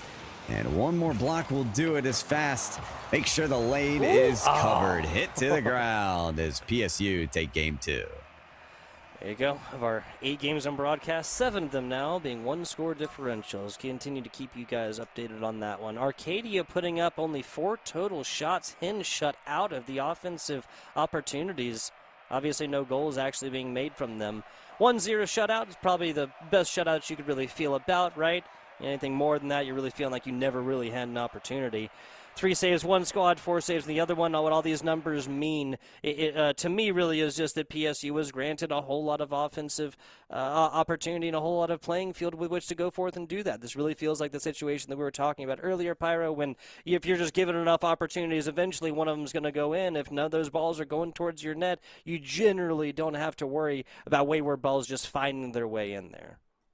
Yeah, it's true. I mean, more opportunities are going to favor Penn State here. I mean, I feel like this could have been a 3-0 instead of a 1-0, as a couple of these chances could have been closed on. So we'll see as the series continues. You start to find your footing. Players start to get in their flow state. And maybe, just maybe, Arcadia will have more to worry about as Penn State starts sending more home. We'll see as we get into Game 3. Yeah, I mean, 1 score across 2 games, or excuse me, 2 scores for Arcadia in the first one. Obviously take W, 0-1 in the previous. It's a game of momentum, and the mental momentum really, really matters as well. So this is one of those memory of a goldfish situations. Yes, you got shut out. Yes, it was only by 1. Take both of those facts. Just play the game, the Rocket League game in front of you. 5 minutes of it. Play after play, goal after goal, and game after game. That is the strategy for both squads. We've been very flip-floppy here, but yeah, definitely for Arcadia, having been unable to find a goal now in maybe 6 minutes of game time plus. We're hoping to break that streak here soon. This ball is going to find Hen, and Wingman looking for the read off the backboard, as is Hen. Fast, a lot of work to do to defend against 2 potential shots. He does a great job, but even a low boost to make that save. Yeah, sometimes like it's not a metric we necessarily have tracked throughout the game, but Amon has just done a fantastic job. Like there you go. This score happened because Amon saved this ball after it's bouncing out. We should be able to get now. So we actually don't get the previous play here. Didn't quite get included within that 5-second time frame or so. But that's the only reason why Arcadia went forth to take this one. A 6-minute Rocket League scoring drought does end as Arcadia takes the first score back here. Wow, and a double kickoff here that just ends up completely stalwarting the ball and the play, which, again, goes to show how close these teams are. They even have similar strategies and maneuvers on this kickoff. But it does seem to favor Penn State Black when all things are left to rest. Amon tries to get the flick off the front of the car, but just can't find it. Helps from Wingman. Dancing Banana has done a great job off the wall and the back wall of keeping ball possession in the air. Wingman, the shot just a little high and wide, and this is what I'm talking about. I think some of those shots are going to start to find their place as we get through the series, but still just a little off the mark they are. Down low, Fast just trying to save his teammates a little bit of time to get back in the defensive possession. Don't believe that was never really truly an offensive hit or to try and set anything up, but just like that, they get a little bit of leeway with which to work.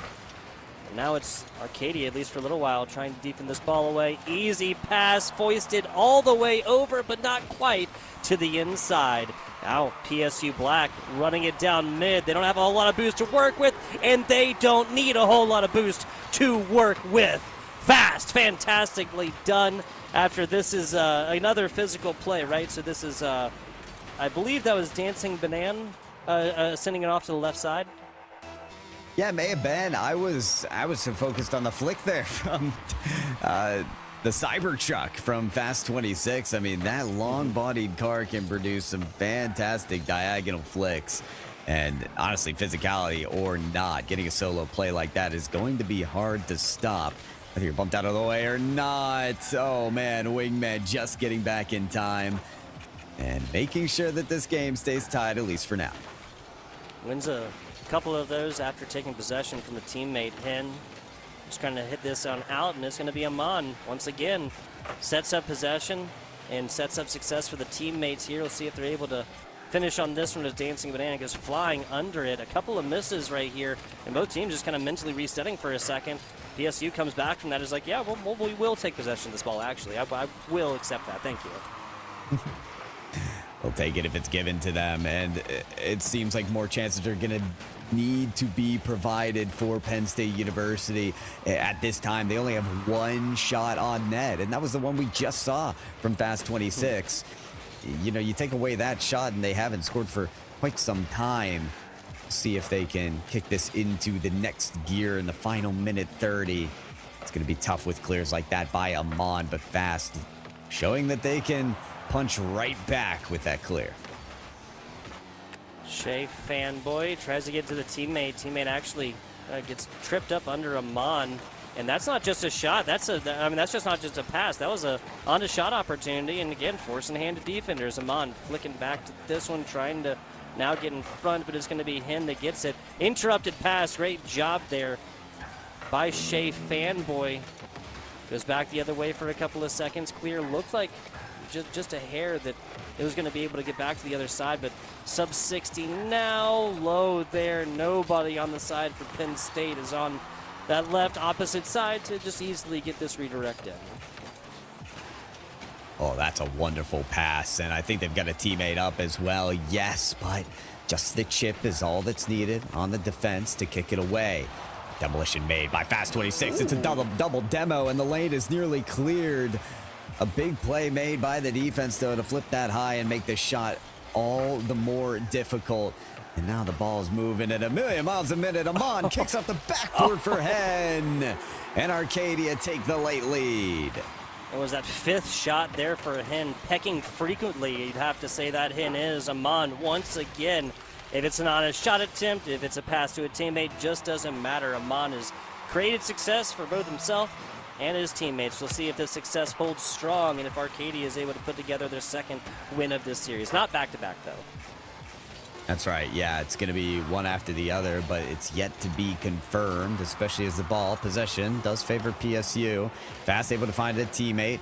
Shea, 50 out the other way, and this will stay alive just barely. Fast only able to get it towards the net. Not quite on target. Arcadia with that late lead end up taking the win in Game 3.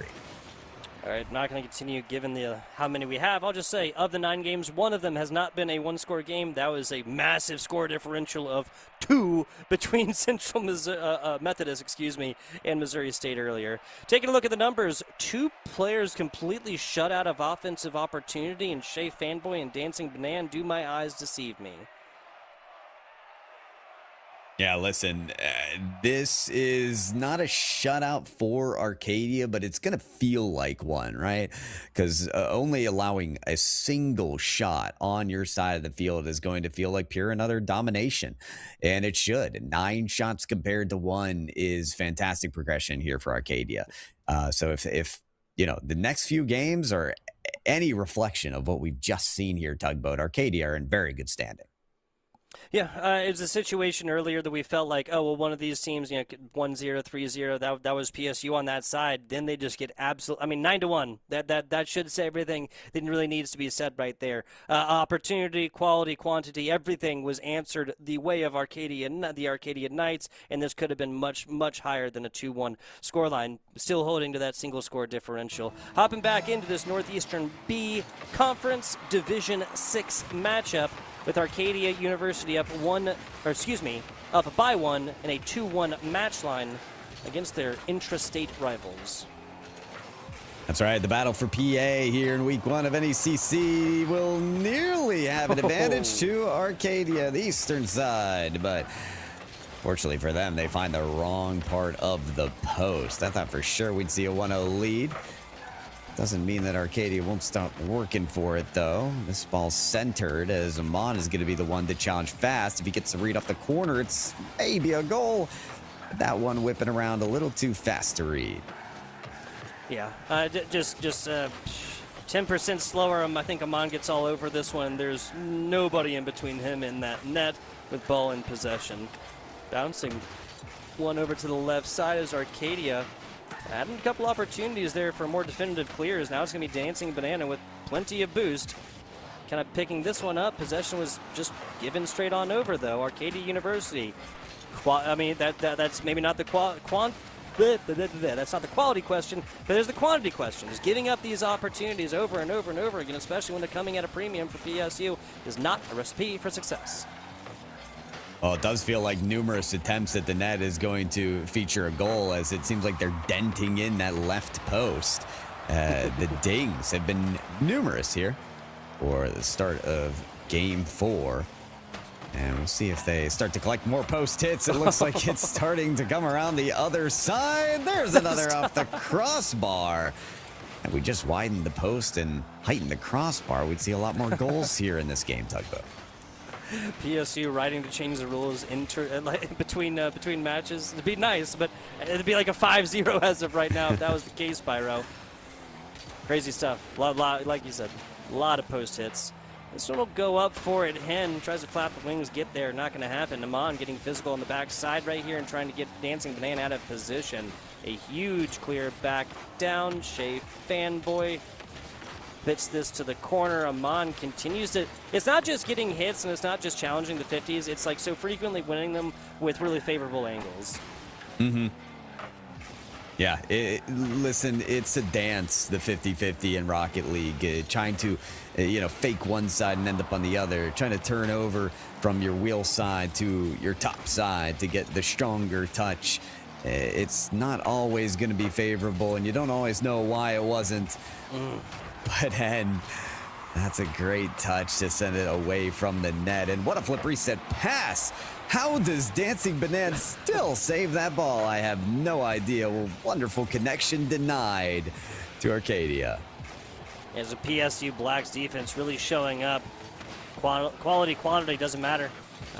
They're forcing opportunities of their own, creating them of their own devices, and then getting it done on the defensive side as well. Several opportunities, and Shea Fanboy still gets a fantastic twisting shot across the middle. Defense did get there, of course. We stay 0-0, 100 seconds left. I mean, that was almost a highlight reel play there for Shea, because before the flick came the fake. Now we got a flip reset from Shea. They've leveled up completely at the start of this game and are sure to put PSU ahead. One score, across all of these games for the PSU Black. Gotta say, it is consistent. 4 scores total on one side, 4 scores total on the other side, given that Arcadia has not scored in this game number 4. Kickoff goes with it. Similar ideas from both of them. The follow-up there, another couple of demos. Shea from the top rope, nose down and gets it. PSU Black strings together a pair of goals. Back-to-back in about, call it 18 seconds. I mean, Shea has flipped the switch in game number 4. Just an immediate 5th gear that we have seen, from the fakes to the flicks to the double taps to the resets. This dominus has evolved, and it is pushing Penn State forward in this matchup. Will that 2-goal lead be enough now? Amon wants to be the difference maker here, but unfortunately missed the boost. That'll make it difficult to clear away. Chances are going to be minimized here for Arcadia if this time keeps ticking down. Yeah, and eventually PSU is going to be able to do that mental math, of course. 2-score lead, always the most dangerous lead within the great sport of Rocket League. But playing with time a little bit and just bursting out, wasting this down, excuse me. And again, every time this ball comes, hits skyward, hits the ceiling, you're talking about at least 3 to 5 seconds burned off of this one. This is precious grains of sand in the hourglass here for the side of Arcadia. And there don't appear to be many grains remaining. Shea all nearly at a lane for a shot, but the clear should be enough. One more stop, and that'll be it for Penn State in game number 4 to tie this series up. Amon gets a touch, but receives one as well in the bump. 2-0. One of our only 2, that's right, games of the day that wasn't the 1-point lead. Felt like one for most of the game there. Our series is tied. Yeah, at least the numbers equaling out to obviously a shutout of Arcadia, but the numbers saves shots-wise getting a lot more reasonable between these two teams. And score differentials, in my opinion, kind of showing themselves as a little more relevant, especially after PSU. Their previous shutout maybe seemed like a little bit more of a dominant situation. Fantastic stuff between these two teams, and we have essentially boiled a best-of-7 series down to a best-of-3. Whoever wins 2 of the next 3 will take down this one. And I say that maybe another overtime situation, maybe a Game 7 situation. We're at least going to go to 6. It certainly feels like that, but I don't know. Maybe the chips are on the PSU side here after we saw what Shea did in that last game. I just was left nearly speechless by some of the individual plays. I mean, we saw nearly 1v3 attempts, cross-court plays, where sometimes you just feel the confidence. You're ready to play it past everybody, and maybe that's what it comes down to. I've also been really impressed by other players in this series as well. Dancing Banana has made some great defensive stops. We saw a flick play from Fast, but yeah, Shea was the one to catch fire in that last game as we get on it to game number 5. And Shea's got to be at the front of both or all 3 of these members for Arcadia's minds and who to shut down. Fast 26, that was almost a real dangerous miss. Was able to redirect it off to the corner, so no disaster, at least not quite yet. Amon trying to make that headline. Oh, man! One of those clearest hits of the side post as we were all holding our breath. And another chance will be sent to the wayside by a wingman. I almost wasn't surprised because we've seen so many post-its. Tugboat, I mean, if it had gone in, maybe I would have been more alarmed. This one, though, Nice. is no chance of hitting the post. Dancing Banana says I can split those uprights. Hey, tasty one right here for Dancing Banana. Plenty of boost, needs about 15 of it to get into position for that one. PSU Black, once again, for the 3rd time at least in this series, didn't track it for games 1 and for games 3, but given the shutouts, of course, they strike first 3 of these 5 so far. Tall ball here is met by Dancing Banana. Like maybe the reset was the idea, but they fall under it. Mon kicks that off the corner, and it's a good 50-50 from Wingman. Fast avoids the bump and gets the dunk. So great work to swing this in the favor of PSU. Only for a moment, that crossbar so difficult to get around. And Wingman tried their best to find the net, but still the woodwork becomes their greatest opponent. I gotta agree with you. Check was not sent for Arcadia University. Apparently no 4th man showing up for them tonight. We're basically got songs being made off of dings from the side post. One of the greatest changes the Rocket League's made. It's just so small, but we all love it, right? Oh, it's beautiful. It makes those saves, especially when there's a ball on target, but you're able to just barely kick it away, and you hear that ding. And you didn't see the ball, but you know that the save was made. Its beauty takes many forms, and yeah, I think it's sung the praises so far today for Penn State. Really has. Down low, Shea again! Another electrifying highlight reel play. All right, Shea, do it to him. Double tap central. Hen was up for it, but might have been better off just finding a nice seat in the goal and bringing out their camera. Take a picture. You got a front row seat to some great action. Yes. They blink and you'll miss it as well. Another fast one at that. Shea. Every time ball goes their way, we're all kind of sitting on the edge of our seats. And an uncharacteristic miss. They've been getting it done on offense. They've been getting it done, at least attempts-wise, on the defensive side. Fighting, thrashing for possession right here. This is a boxing match, and right now PSU is swinging the haymakers. That one was more of a poke than a haymaker. That bump there in the net. I'm not sure what that interaction was about, as players just kind of stalled out for a moment. Maybe brought out the cables to jumpstart each other. A wingman's going to have to jumpstart a defensive play here. That one barely saved as they had to streak across their own net. Really finding it on the other side now is Arcadia, and both teams being a little surprised by how quickly this ball can move across the field. This one, though, is no surprise. Hen with the power shot straight to the net. Coast to coast and post to post. This one was going all the way across the pitch a couple of different times. Only so many that you can really do that before Hen is going to peck. A 1-score differential back to it. PSU Black Got to get another one back in the next 30 seconds or so to feel really good about this. Diving back into the burn time situation they've come out on top of now twice. It's not a bad play there for Fast. It does get the ball higher than it could have been. Okay, Wingman does send this through. Talk about if I saw another play go off the post for Arcadia and out. Oh, I don't know. I don't know if I had any sympathy left at this point. Can't do it. Can't do it. 96 seconds left in this one. Arcadia University stringing together a pair of goals to bring this one back from the brink. Purchase themselves back a tied situation. And once again, getting up there, talked about their offensive, talked about their defensive. That is what I'm talking about. Yeah, this is just incredible plays being made back and forth. I mean, they understand what's at stake here. Tied up series, so close to match point, tie game with almost a minute remaining. Best plays have to be proven now to put you in the best position in game number 6. See what they can do. Ball's off the ceiling here as Shea wants to actually find Dancing Banana on the other side. This could waterfall down, but the backboard defense was ready for it on Arcadia's side. You're not going to make that mistake again. At least not in that situation. They're just going to make different mistakes. Was so close. No, where's the follow-up? This is 2-2. Oh, my goodness. I get the early rotate back. They just got bitten by this, right? Like with again, like the cross-pitch shots. But just leaving one player there to try and get it all done themselves and what has been a back-and-forth and evenly handed matchup.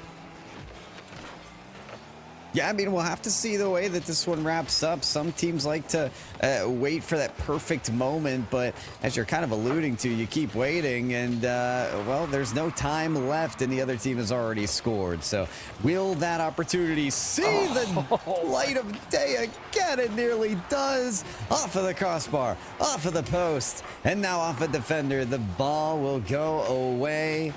Another chance gone. Fast with a final opportunity up at the backboard. Shea was up, but the ball is down. This has been an incredibly back-and-forth matchup, but unless I'm wrong, this is the first game of this matchup to actually go to overtime. Just, one-score differentials pretty much reigning the day all the way throughout. Wingman realizing it might have been spun into something worse and interrupts that play in the making. A shot there. Shea tries to put it to the far post, can't quite get past the defender. A great challenge. Now Fast was playing a little boost over ball there. It hit off their Cybertruck and propelled way too high up to get a second try. But a lot of free balls in the half court have led to incredible plays from Shea. So I think Amon smart to get that quick challenge down and out and diffuse a otherwise explosive dynamite play. Shea again off the ceiling. This one's scary. Wingman, great positioning to take that one out. Purchase themselves maybe another opportunity right there, but Fast and the rest of PSU Black, again, maybe just cheating back a little bit too far to provide the support that they do need. They do only have one back, and it's just been rotations. Both of these squads. It seems like there's one player there to either team hitting the ball, and the other team just hauling ass backwards 180 degrees to their own net. That's right. You got to get back. You got to make sure you're in time for that potential ball that goes across the field. Amon's trying to do that right now, but it's up the sideline straight to Dancing Banana. Dancing will beat one. Ground to air dribble to take it past two. Wingman has to be the third player to stop it, but there might not be anyone home. Fast up the backboard. Down through to the center stage. And Fast will put Penn State University in the lead of the series. Yeah, for the time being. Now this will be match point, of course. Whichever team did take this down to be match point against somebody, then the way it feels like, just a lot of back and forth. Arcadia, will they come screaming back in game number 6, push this to a game 7? We'll have to figure that out in a minute. 11 shots attempted here for PSU Black. We got, 9 shots attempted for Arcadia. So again, these are not categorical differences, and I'm going to point my finger at and say, hey, that's the difference. Okay, there's really not a whole lot here outside of maybe, Wingman with 4 saves, having to get back to that role again. I'm not really sure. Yeah, no, this really feels like one of those games where we could have ran it back 10 times and we'd end up with a 5-5 on either side. I mean, it went to overtime for a reason. The stats are so even for a reason. I just hope that, in game 6 and 7, these players leave it all out on the field. The post has been the greatest nemesis today. And if you hit your training packs this week, if you were working on your power shots, if you were trying to make sure you got the precision, this is the game to prove it, that you can hit your shot. So let's take a look. Game 6, someone's going to come up big here, and it could be Penn State that sealed the deal on their match point. Pyro, I can't understate what you said, man. I feel like it's a degree and a half of difference a dozen times now, split pretty much evenly. Obviously, this was Arcadia that, for a while just could not put ball into net. It was constantly just peppering the post, right? And since then, it's been a little bit more PSU status, but that one's not going to even get close to the post as Wingman realizes how dangerous it could have been.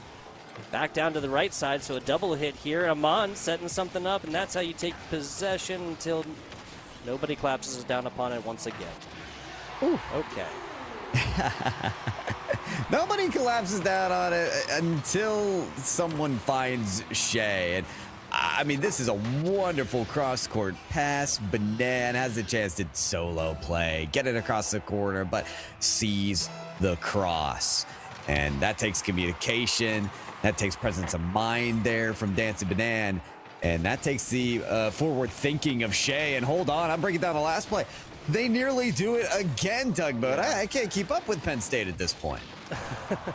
Yeah, I mean, at a certain point when you copy and paste so many plays, great hit, and Arcadia once again proves maybe kind of against what I've been talking about. I've been talking about PSU in certain situations, not cheating back or cheating forward when they don't really need to, just trying to find that space early. Well, that's a situation. Yes, it was a fast ball, but maybe a player could have been in a little bit of a better position if they looked in the future a little bit farther. Who knows, right? Arcadia, though, they just need to simply get into that. I get it. Wayward balls can happen, open net type situations from any side. Another post! Woo. They can't keep getting away with it, and they get back involved, and it's in from a teammate that gets this sent to the opposite corner. I mean, the post was crazy. The save from Wingman was crazier. How are you denying the rebound there? I have no idea. Shea did a great job of delivering the pass that was necessary, but the on-the-feet thinking out of Wingman to keep this alive right now for Arcadia is excellent. Can they turn it into a goal? Hand off the backboard. Here comes Wingman. That's the shot, and that's the goal. 2 shots, 2 saves, and a pair of saves. Or, excuse me, 2 shots, 2 goals, and a pair of saves. Therefore, that player, some fantastically done as Arcadia takes the lead back in a game they really, really need. This is the opposite of what I was saying there, right? It was not leaving solo man Island to try and spin up a miracle themselves. Everybody getting involved in Arcadia, singing the day. Yeah, the communications, the planning, and the execution all together working out for Arcadia there. As we've mentioned plenty of times tonight, this is a team game here of Rocket League, and boys are working out right now for the Easternmore, Pennsylvania team. Will it continue to work that way? They'll have to keep denying Shea on those solo plays. Have so far. Shea tried to leave that for a teammate, but ended up leaving it for the other team. And will score. One squad's not cheating up or wasn't cheating up when they needed to provide offensive support. One team is cheating not far back enough. Multiple times. I mean, so we saw Amon just kind of hanging out there, just like waiting to cherry pick a pass all the way inside. Didn't need to on this one. Just had to go forth, play the defender a little bit, trust their teammate to get the trajectory true. And true was 3-1 at this point for Arcadia. We are looking so closely down the barrel of a game 7, but it has to be confirmed. They've got to seal the deal here, and it's going to be tough with plays like that. Dancing Banana cutting rug on that one. Gets it over Amon, gets it there, and then it's the front row seat that we are talking about. Teammate was there, yes, fast 26. The Cybertruck there was able to provide support. If this somehow hit post again or something crazy like that, Pyro, nah, I ain't got to worry about that one. Now back to a one-score differential. Funny enough, though, that last goal from Arcadia actually did go post and in. So, very different circumstance than we've seen so far. It seems as if you hit the post enough times, it'll eventually give you the friendly roll. But I'm not so sure it'll work out that way every time. Very close to a tied-up game as we normally see it between these two teams. Just missing that extra Penn State goal. Amon doesn't want to see a lick of that, though. Goes for the goalie after the flick and gets him out of the way. This is so good, right? Dancing Bananas just trying to fly back to this one, pops up to it. Oh no! So I thought what you thought. I thought that Amon might have tapped him right on the head, say, "Hey, you don't get to play this Rocket League ball this time." Nah, that was just a straight up miss, right? Yeah, he forced the jump there early. So I mean, it's like we've talked about, like you've mentioned actually, the threat getting them away. Speaking of getting away with it, I really thought we could sing the praises of Arcadia. That's not the case. It's a 1-point game yet again.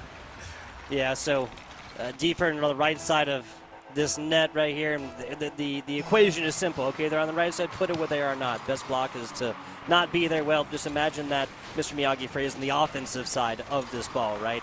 9 seconds to go right here, 1-score differential. It seems like that's just how this game should go, because every time we've seen two, it's gotten rectified pretty quick. Ooh, my. Having to elevate themselves there is Shea. Big save made there, and Shea wants more than just a save. Taking it across the court they are. This demolition is made. Fast has a difficult ball to take out, but dribbles it quite nicely. And just did not get the right ascent to the ball there, so it's sent across the way. Somehow, some way, Penn State have to find the net, and oh my goodness, Shea has done it themselves from the corner, straight through two defenders. Bro, if Shea's on the pitch, do not count PSU black out. Yes, there were two defenders there. Yes, Hen had a handle upon this one, but that's a fast flip that's required to even get to this ball. And you know, different trajectory, blah, blah. We're not living in that timeline. 4-4 as of right now. Last 60 seconds. This is a situation we saw multiple times between CMU and Missouri State. It almost felt like it was necessary, the tie game here. We all kind of expected it to happen, and now it comes down to the highest pressure moment. Can you act in clutch fashion? Hen, are you that clutch player? Amon, can you be the one to put the final goal in? No, not quite, as Wingman not ready to give up the possession, but it's just a touch over to Shea. Now Amon, upfield, reads it nearly off the sidewall. It'll go to Hen instead, and oh, Amon almost gets the redirect into the net. Wingman, a difficult position to play here as they're the last defender. Dancing Banana goes for the bump play. Hen actually bails them out with the near save. This one all too close. Fast, back to Dancing Banana, off to the corner. This is where they scored from before. Can Dancing Banana replicate it? Pass to the center, taken away by Wingman. Hen, maybe the last touch as the ball reaches the ground. Nice. It'll be decided in overtime. You basically saw Dancing Bananas like thought bubble go up. It was like, oh my goodness, nope, cut in right now, abandon boost, go, dive, dive, dive, right? And a fantastic decision that it was. You need to just get this ball grounded out pretty much as quickly as you can. That this couldn't have been a good feel sub-zero, right? The volleyball type situation there. A man comes up for it, gets beat to it. A Wingman misses as well. Hen's going to be glad to have gotten to this one for their squad.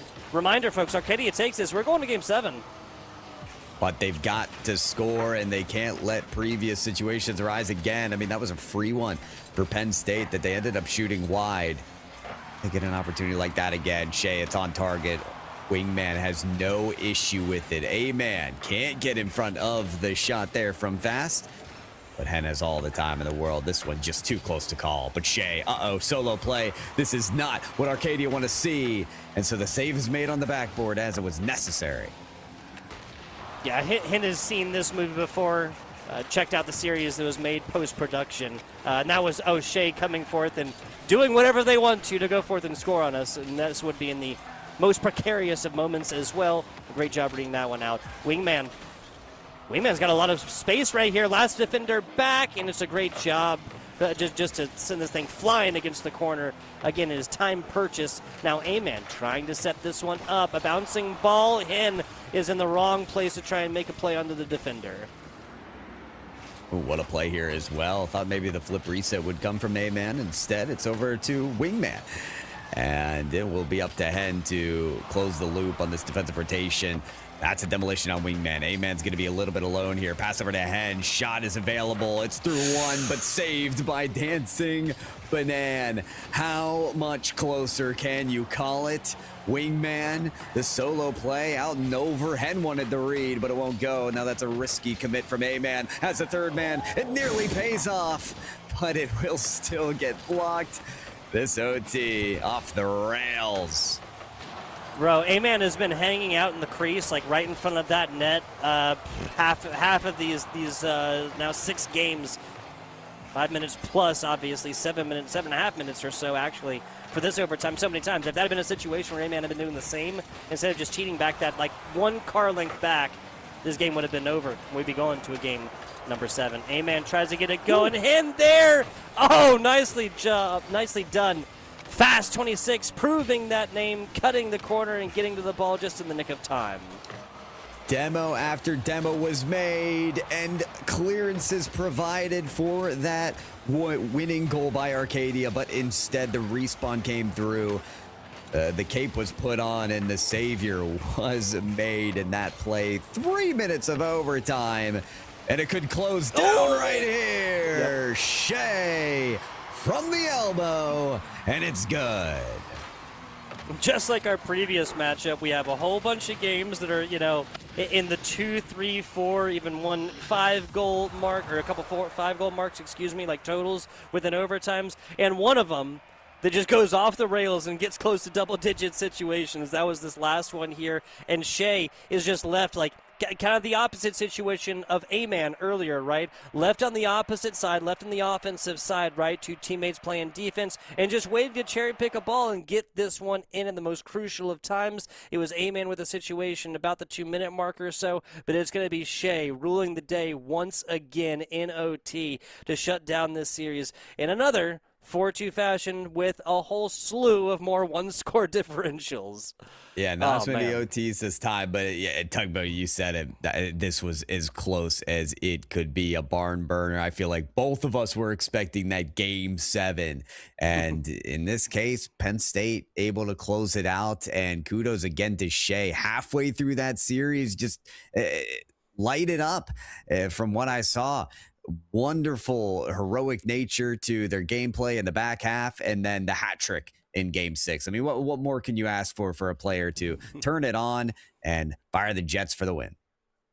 Turn it on, keep it on. Again, as Pyro said, it was about halfway through or so where Shea just realized, like, I have these skills to pay the bills. I can get this done, and especially when I'm given this room with which to work, especially through the air. How many of these goals were taken, and at crucial ones for PSU? And again, there was 2 score differentials of more than one. No, not. There's just the 0-2, and just one. Game number 4, pretty crazy stuff. That means there's one of each of these 6-game series. But hey, hands together time for that one for the side of PSU. It's another 4-2 victory again after a whole bunch of overtimes and whatnot. FBI Tugboat Pyro J will be back with you after a very short break. The battle for Florida. Coming down to the wire, Florida Southern, that's the Mocs, the Moccasins taking on them Gators. University of Florida Blue in a East B Division II matchup. Back with you guys in just a minute.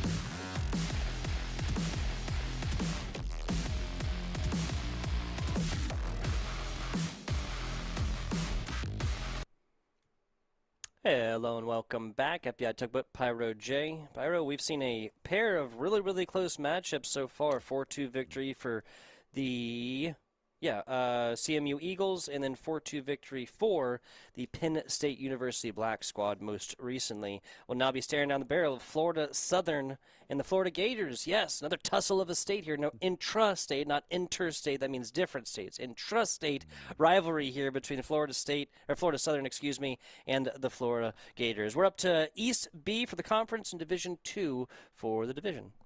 Appreciate the grammar lesson there, Tugboat. I'm excited to get a Rocket League lesson from these players because this is going to be our highest division of the day and definitely some fantastic competition. Two players I'm really looking out for in this matchup as we want to maybe get the roster shown here. I'll start off with Florida as they are on my side, University of Florida, UF. Larry Sapp and Hammy Crackers. Hammy Crackers, lot of potential from this player, has done a lot in the collegiate scene and even the professional scene, making some very impressive runs in those RLCS Opens. As can be said on the same from Florida Southern, we got Yulte, Astro, and K-Frost. K-Frost, their journey in the collegiate scene from Nichols College to King University and now Florida Southern, definitely has some badges on their journey through the collegiate scene. So K-Frost and Hammy Crackers, two great players, Tugboat. Looking forward to seeing them tussle it out. Yeah, plenty of story, plenty of legend behind plenty of these players here on the pitch. We have a best of 7 to figure this one out. Will they hold the torch to these previous two matchups? And again, I think two score differentials, two or more score differentials across all of those games. Pretty crazy stuff. Just how close it's been here on the day for week 1 of the 2026 year and the first season semester for the NECC. Top on into this one with wheels on some pitch, excuse me.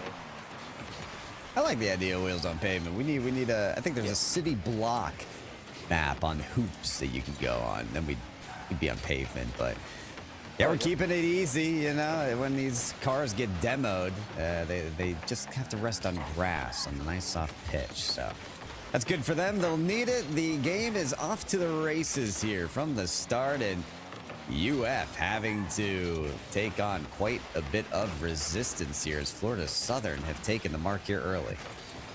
Yeah, there's plenty of cornering play so far. Longer series, don't be surprised when teams spend plenty of time kind of feeling each other out. Great stop play defensively there from the University of Florida Southern as Yulte tries to get down right there. No real boost to make any difference as Sapp flipping, twisting, looking for it. 50 lost as Larry is going to continue the drive for the Florida Gators. And they're going to do it solo there. Teammate not there in time to catch the ball on the infield pass, so they go for the reset play, but just couldn't get that shot on the reset towards the net well enough. K-Frost takes it high for the waterfall pass. Nice reaction from the defense to get that away, but Astro sends it center once again. And look at this kind of extended clear here. Thought K-Frost would be able to get a tap onto that ball. It's just some of the weaker exits that I've seen out of University of Florida that I don't care for entirely much. But we'll see how that progresses here as the series goes on. Agreed. There's now 90 seconds plus. Our first actual shot attempt is going to come out from Astro. Yulte is going to join that club a second later. Plenty of feeling out. You said earlier, a centered ball. Yulte can't quite get to it, and then will be completely denied an opportunity to do so in the form of a demo. Yulte back off the respawn here with a third of boost with which to work. Hammy Crackers goes for the attempt, and it's K-Frost who reads it out. And now Astro picks up the flip reset. Oh. Oh, what?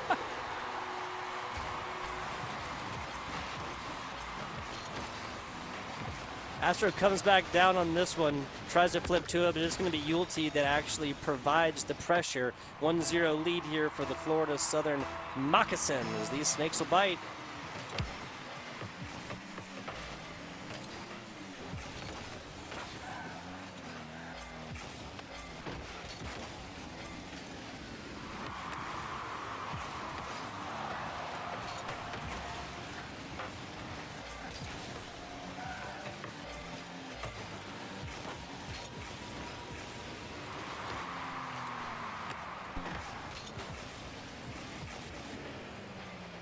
Speaking of, Sap trying to come back down on top of that one. It's going to be Hammy Crackers and Answers.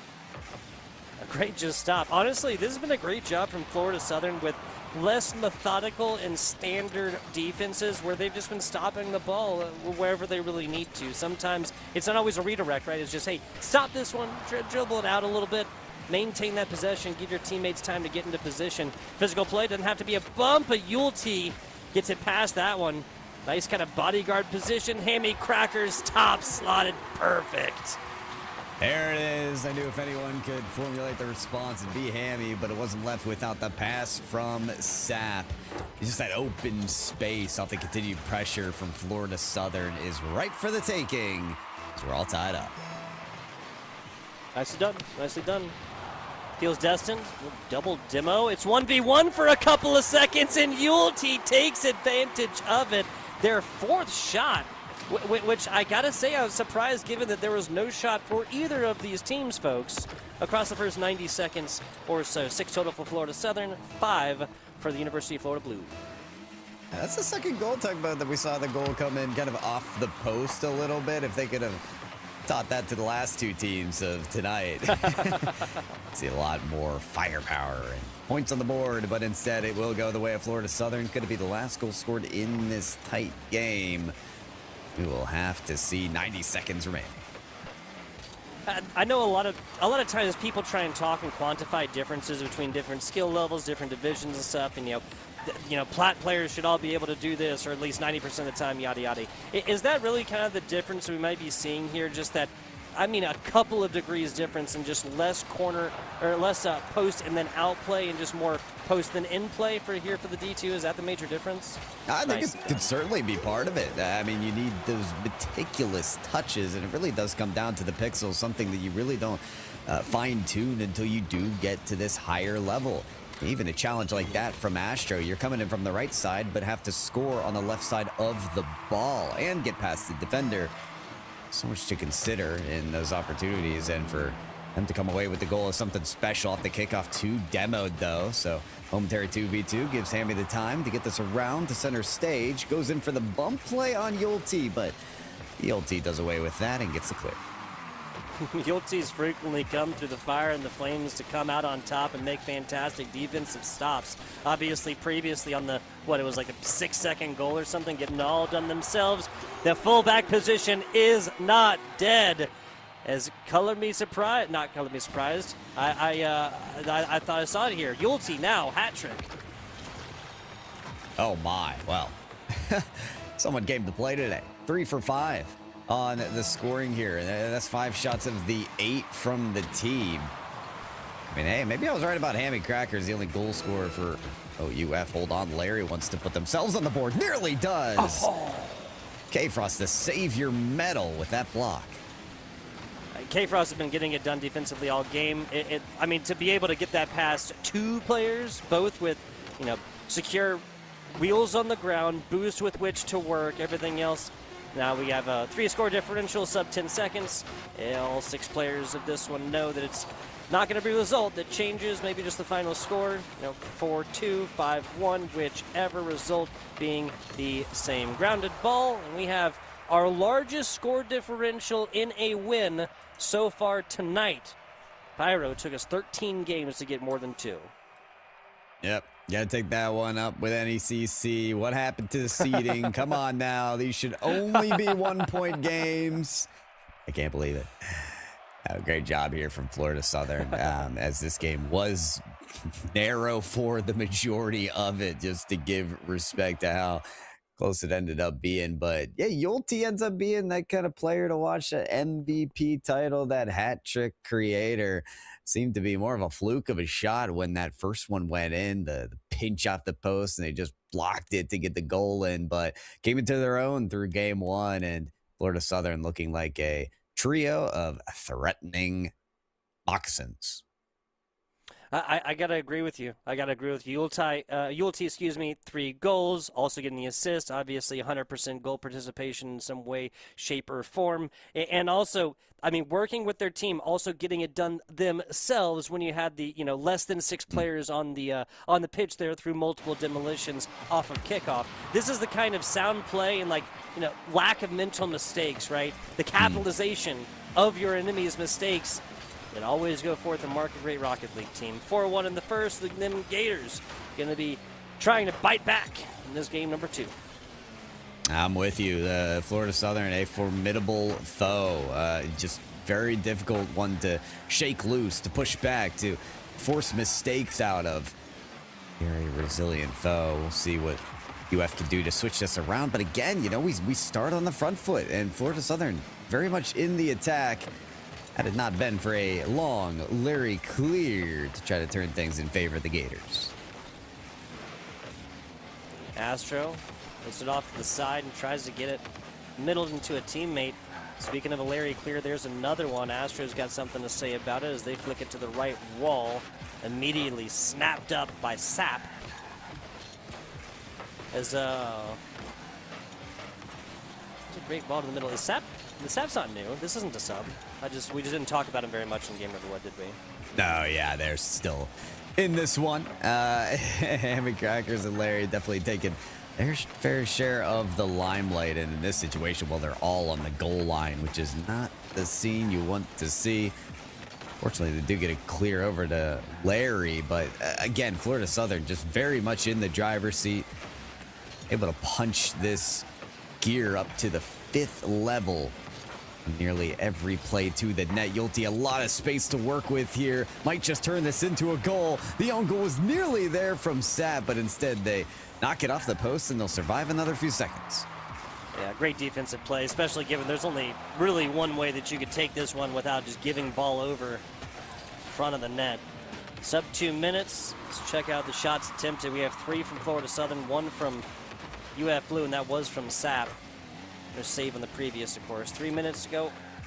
A rolling ball easily picked up by Sap and sent flying back the other way. Oh, I would say it was handled well, but now we have a bump play. That is one of the most unique ways to get a save in this game, and then Astro reads it off the post. Unbelievable makeshift defense out of Florida Southern to keep us 0-0. The Hemi Crackers, great job being reserved about your aggression right there. Yes, it would have paid off if they were cheated up a couple of car links or whatever. Yeah, that very easily could have been an open net situation and giving the first goal away. In a matchup where it seems all of them are at the utmost significance. Hit Yulte, Astro pick up, 78 boost coming off the corner and a flip to it. Easily cleared and picked up by K-Frost though. Yeah, I like that challenge there for Sap because it just forces the issue here. I think University of Florida not happy to see FSC so comfortable in this matchup. You got to start throwing some haymakers. You got to start getting them disrupted. That's going to be tough to do when Astros flip resetting on you though. Hammy Crackers finds a great position on the backboard to try to slow down the pace of play. Not allow Florida Southern to take the advantage. They might just with this clear from Sap. K-Frost leaves for Yulte. Bounces up high, and UF with a chance to regain composure. And put your helmet on. It's a bicycle kick to keep this one away from offenders for just a second. That Hammy Crackers pass is just a little bit too wide in front and to the outside for Sap.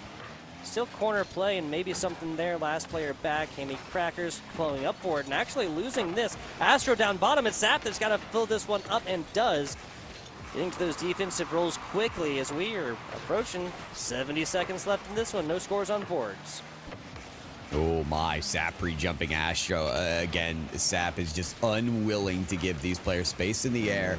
And it is paying off to keep us scoreless, but somehow they've got to be able to convert a shot on the side of UF. Sidewall attempt there. Nearly a pass off the backboard, but now it's Yulte alone on the net. Showed how they could score in the last game. Can they save? K-Frost says yes. Yulte gets the blocks, and now it's the clear from Astro. I just feel like it's so often that these frenzy of Rocket League cars across the middle, all hitting ball pretty much the equal amount of times, just so frequently results in some kind of goal, Pyro. That is not the case as we're 4.5 minutes into this one. We might get... I always forget the name of it, but a 0-1 game that ends in overtime. Like, it goes 0-0 in regulation. Oh, yeah, something There's like a scoreless. nickname for it, but I can't. Yeah. Oh, we'll see if we even get to that point here as crashing the boards is happening for FSC.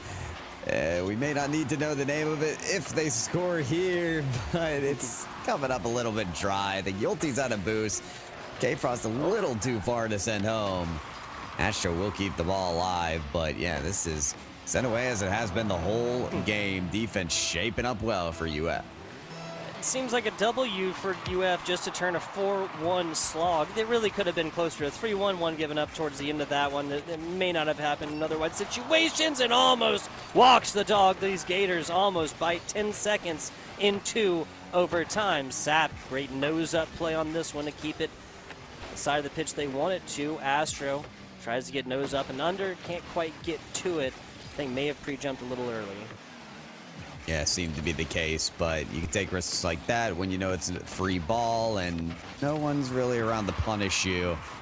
True. Was the case for then.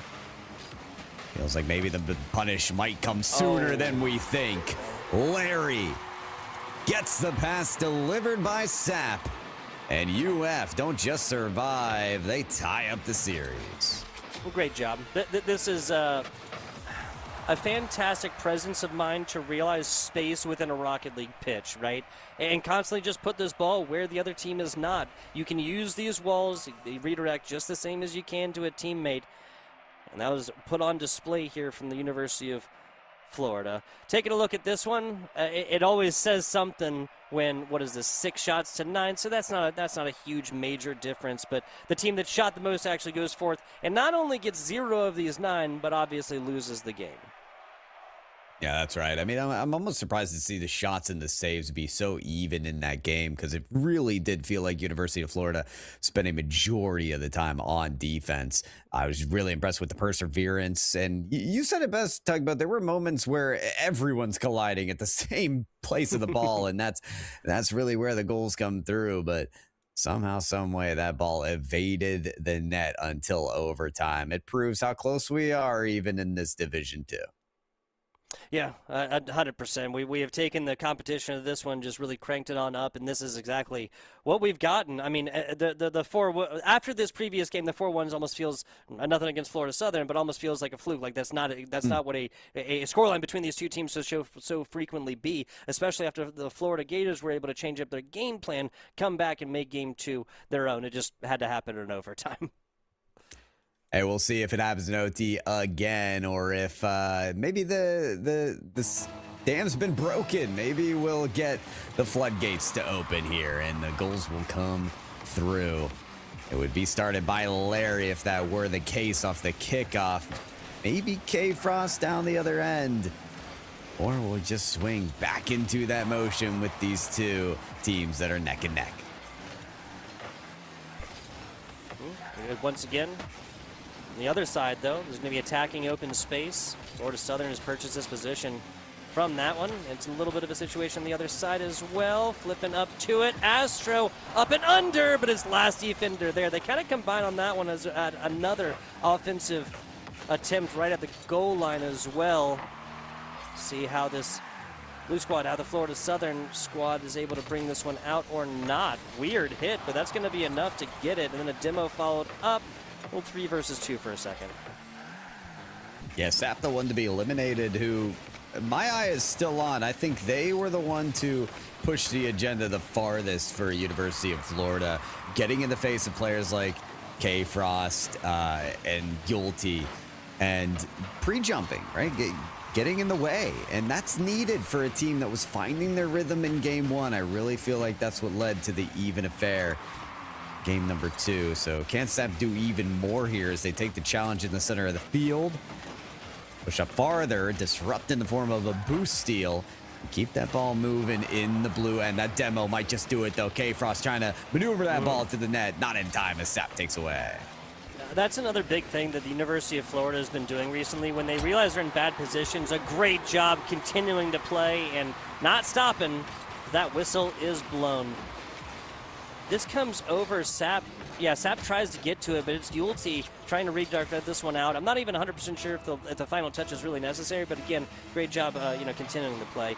Hammy Crackers and the rest of the Florida Gators, what I was saying earlier, was done a great job of realizing when there is a minor mistake or when they have given up a demo and immediately snapping to, right? It is the either no time sequence in continuing their game plan, or there's just no 0-second response time to them getting to a situation, realizing they're okay. This is time to abandon the offensive position, cheat back, get back, try and avoid some kind of open net situation.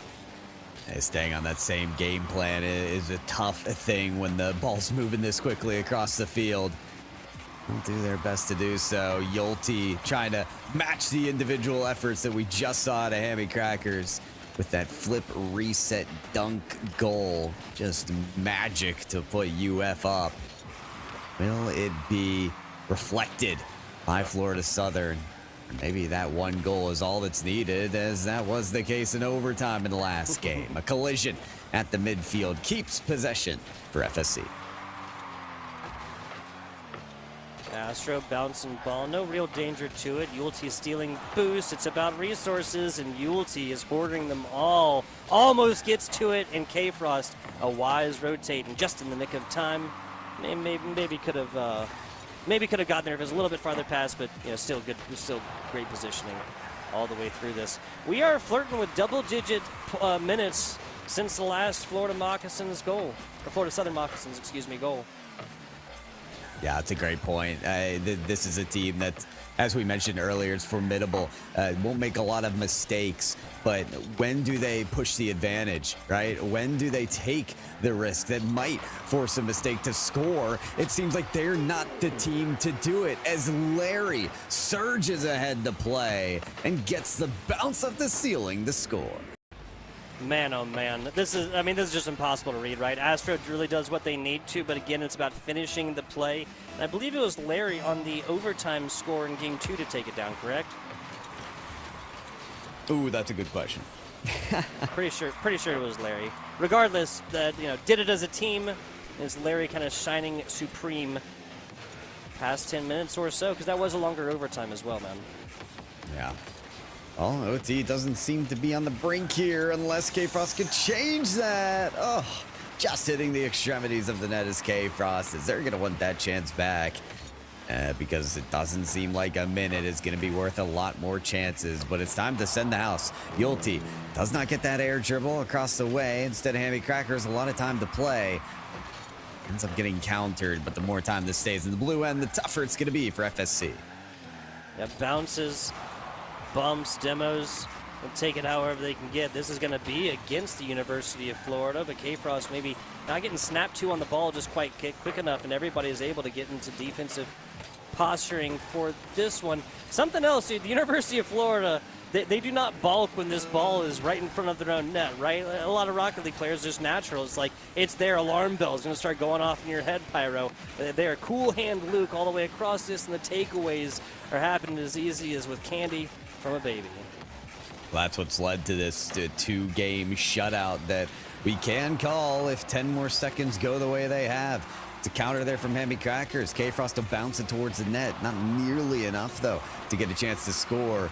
Yulty's denied on the ceiling play. Astro, last chance to get something to show for. It won't go. UF double shutout to go up 2-1 in the series. This seemed like it was going to be a lot of back and forth, right? Towards the beginning of game number 2, after Florida proved themselves to not be, a by margin multi-score differential loser across this best-of-7 series. The loser, the person who does not, team does not win a match, right, or win an individual game, whatever, right? Taking a look at the numbers here, only 3 shots even attempted for the University of Florida. This is the kind of shooting average that I want, 66.5%, or 66.6, blah, blah, percent. That is a great average. Oh, yeah, the shot conversion rate, 2 goals for 3 shots. I mean, UF realizes that they're not really going to be the team to be outdone here. Their risk assessment has been great this series. I'm remembering that Larry goal where surged up, got the dunk that knocked the ball off the ceiling and into the net. You've got to go for plays like that sometimes. That's what's going to create the loose ends in your opponent's defense. And it's about creating those opportunities. And UF have done that beautifully. So kudos to Larry. Kudos to Hammy Crackers on the very special flip reset double tap goal. We'll see what we get out of game number 4. If it's more University of Florida action or if FSC can start to get something on the board here, Tug. Yeah, 12 and a half minutes, something like this, of no scores on boards, overtime situations or not. It's not exactly inspired confidence. After 4-1, I thought this was going to be a high-flying, high-scoring squad that was going to force, totals in like close to the double digits and stuff like this. Hats off to the Florida defense because they have allowed it not a zilch, zero, past 13, 12 minutes, something like this.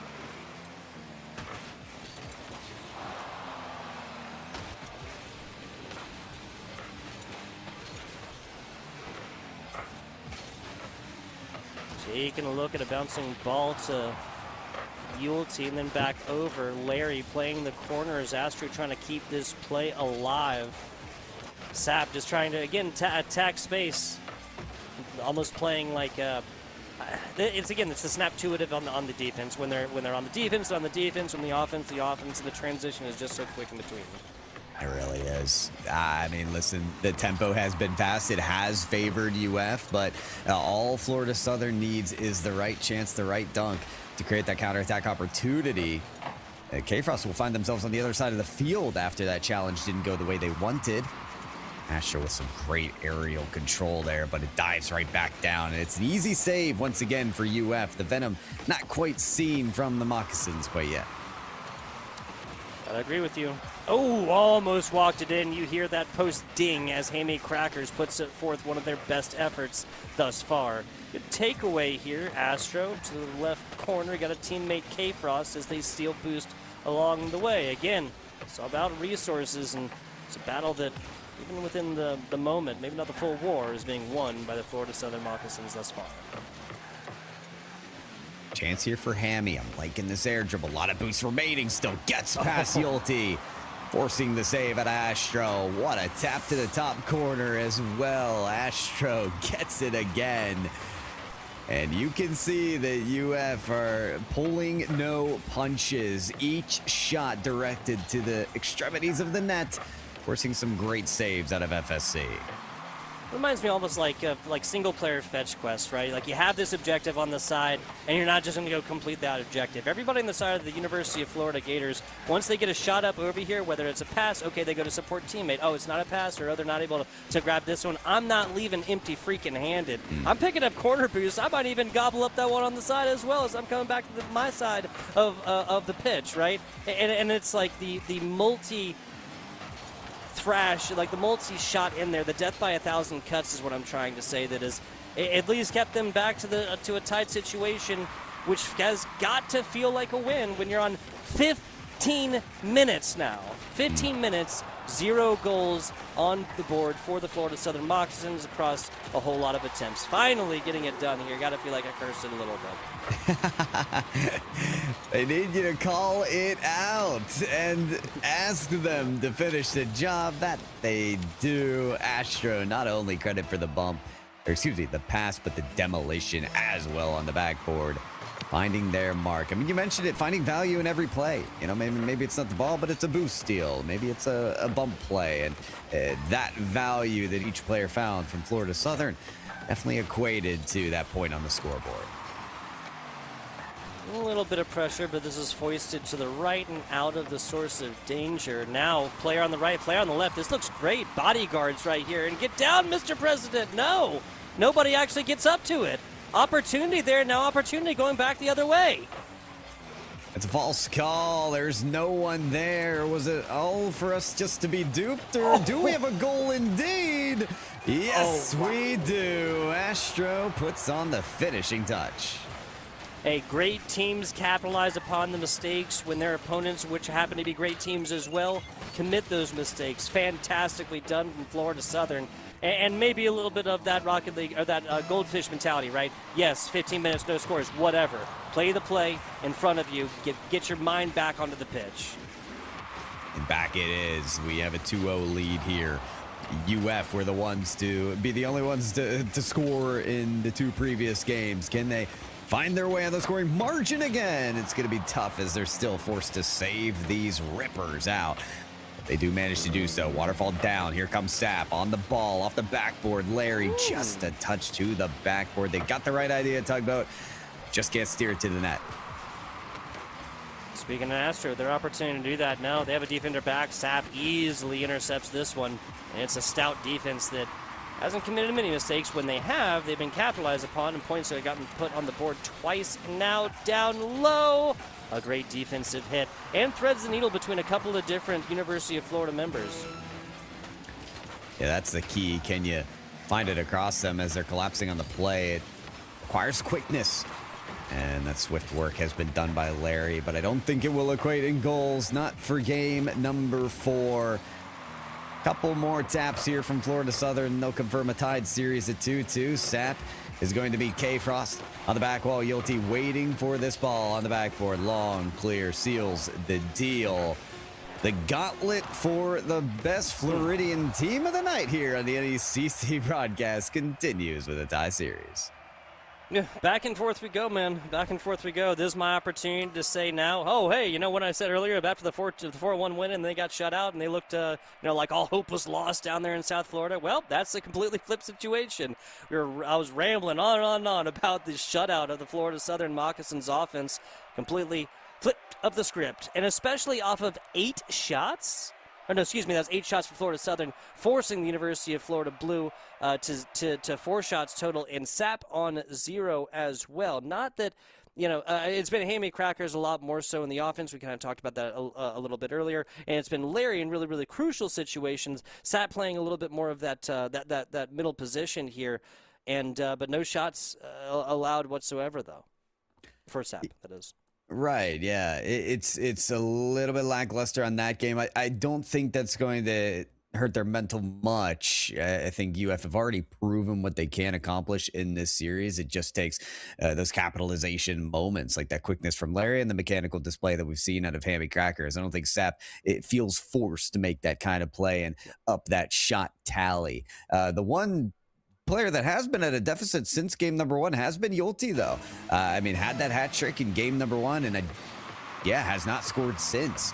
So, it's all about playing the right role when the moment arrives. And so far, at least for that previous game, it's working out for FSC.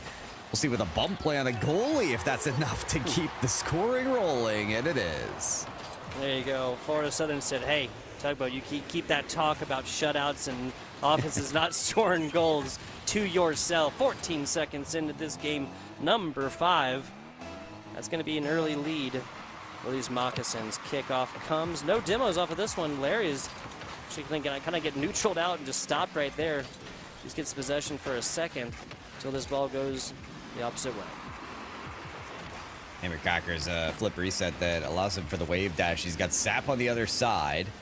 No real lane to get the ball there as it's immediately challenged.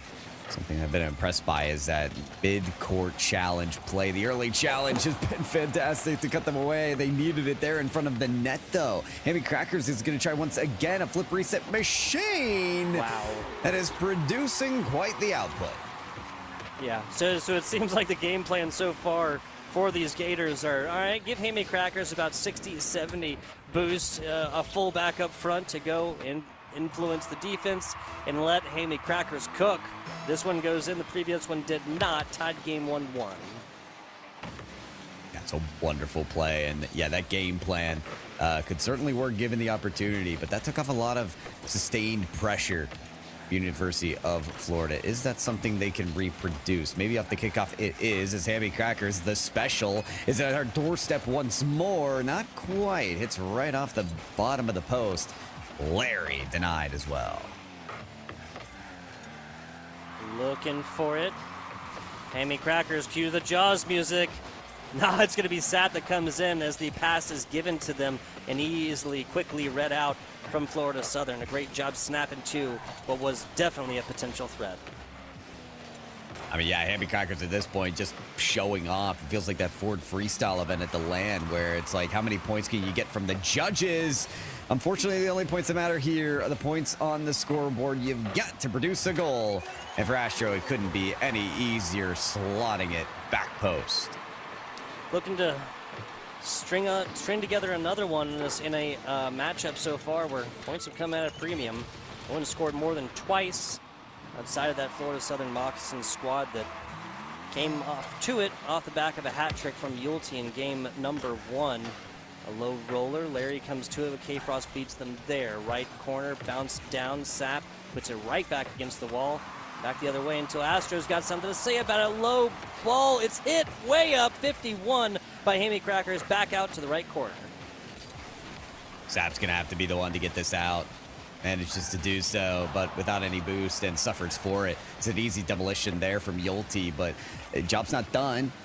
As nearly it was Larry to bring that to the net. Larry wants another try, reads it off the sidewall. The bump has produced a little bit of favor for them, and Hammy Crackers does their best job to flip into the net as the ball creases across it. And no player wants to see that ball just travel alone in front of the net, and Hammy nearly caught up. Especially if it's the other side of the pitch and we're not there. No opportunity. Astro down low. Teammate actually goes for the demo and a flipping, twisting block. Throwing epic on top of that save for Hammy Crackers. Getting it done on the offense, getting it done on the defense. Sap, a pop ball. And that one's just a little bit too high from the teammate. I think Zap thought they had more time on the 1v1, but everyone else was coming up to the party as well. And so it's an easy save there by Florida Southern. What more can they do here to save the ball away again? It's managed by Astro, but it's not the best clear. Sap gets the flip reset, and it's sent down to Larry. Still fireworks left to be displayed as we've got another goal. So Sap hits this off of there, and Sap actually hits Larry at a more opportune angle, helping the teammate, and now getting back to a 2-2 scoreline. Tied game with just under 2 minutes to go. Oh, what more flavor can we add to this series? I mean, we have had some stunning shots, some creative bumps, and some really impressive saves. Feels like the saves are only going to need to be better as players are starting to find their form. This should be a simple one from Hammy Crackers off the corner just to get the rebound. Can't do it. And UF, unfortunately, end up without a goal. And somehow Florida Southern bailed out again. That was a double post. That was a double post play. Hit both of them. When do we get it? Now in. Oh, Larry tries again. The offensive juggernaut. Another opportunity. Another try. Hammy Crackers taken away. Screaming down the other way, and K-Frost gets a low, slow roller for the lead. 1 second after 1 minute left. Like a thief in the night, the goal has been stolen by K-Frost and Florida Southern. UF Blue just have to take a deep sigh, pick up the controller, and try again. How is this game not in their favor? Crazy stuff. 50 seconds to go here for the University of Florida squad, and they know it. Larry pinch attempted against the wall. Sap puts it for a player that's not there. Hammy Crackers is cheated back a little bit in a situation that's not quite to the kitchen sink, right? Take everything in the kitchen sink and throw it at him, right? Not quite to there, but perhaps now that 30 seconds is. It's certainly getting to that point. Hammy Crackers got the dunk once more out of it. Astro just closes the road. Says no access. Larry, how big are they on the 50-50? Not massive enough. Hammy Crackers trying to get away from every defender. That flip reset's just not going to be enough. The threat might be, though. Double shot won't do it. Every trick pulled out of the hat here for UF in the final seconds, but none of them will do the job. Florida Southern survive. Strike again, 1 score differential. Close games. Man, oh man, it's been an exciting day of Rocket League. Larry, man, 7 shots attempted, does get the goal, no assists, no saves on the backside. That kind of speaks the difference, right? We're taking a look at a what is that, 10 total saves for Florida Southern, so them really getting it done on the offensive side of the ball and the defensive side of the ball. I think that's kind of what comes off the back of 17 shots attempted here for the University of Florida, though. Yeah, it's a absolute barrage. University of Florida Blue. If you take away the goals and you look at just their stats on the shots, you say, oh, there's no way they lost this game. And if you saw some replays of the final minute shots, you'd think the same. How have they not been able to score those critical goals? It's not to put away the performance that we have seen from Hammy Crackers, because again, the opportunity creator for this team off the aerial displays that we have seen are fantastic. But some of those late game clutch moments that are necessary to close the game and get yourselves ahead just haven't been finished on. That finishing factor has to be found here as we get into the late stages of this series.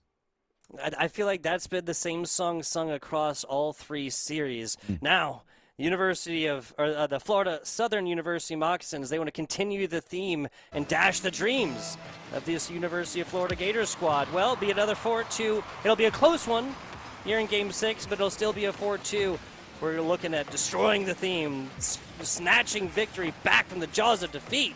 It'll be the University of Florida here on the University of Florida in Game 7. Let's see how this one goes. Will it get started here with Larry on top of the ceiling? Nearly. Yeah, I mean, K-Frost had to bail the team out there. Astro tried to make the ceiling challenge, just couldn't get the touch necessary. Astro's backboard defense has been great for the most part, gets a good stop there.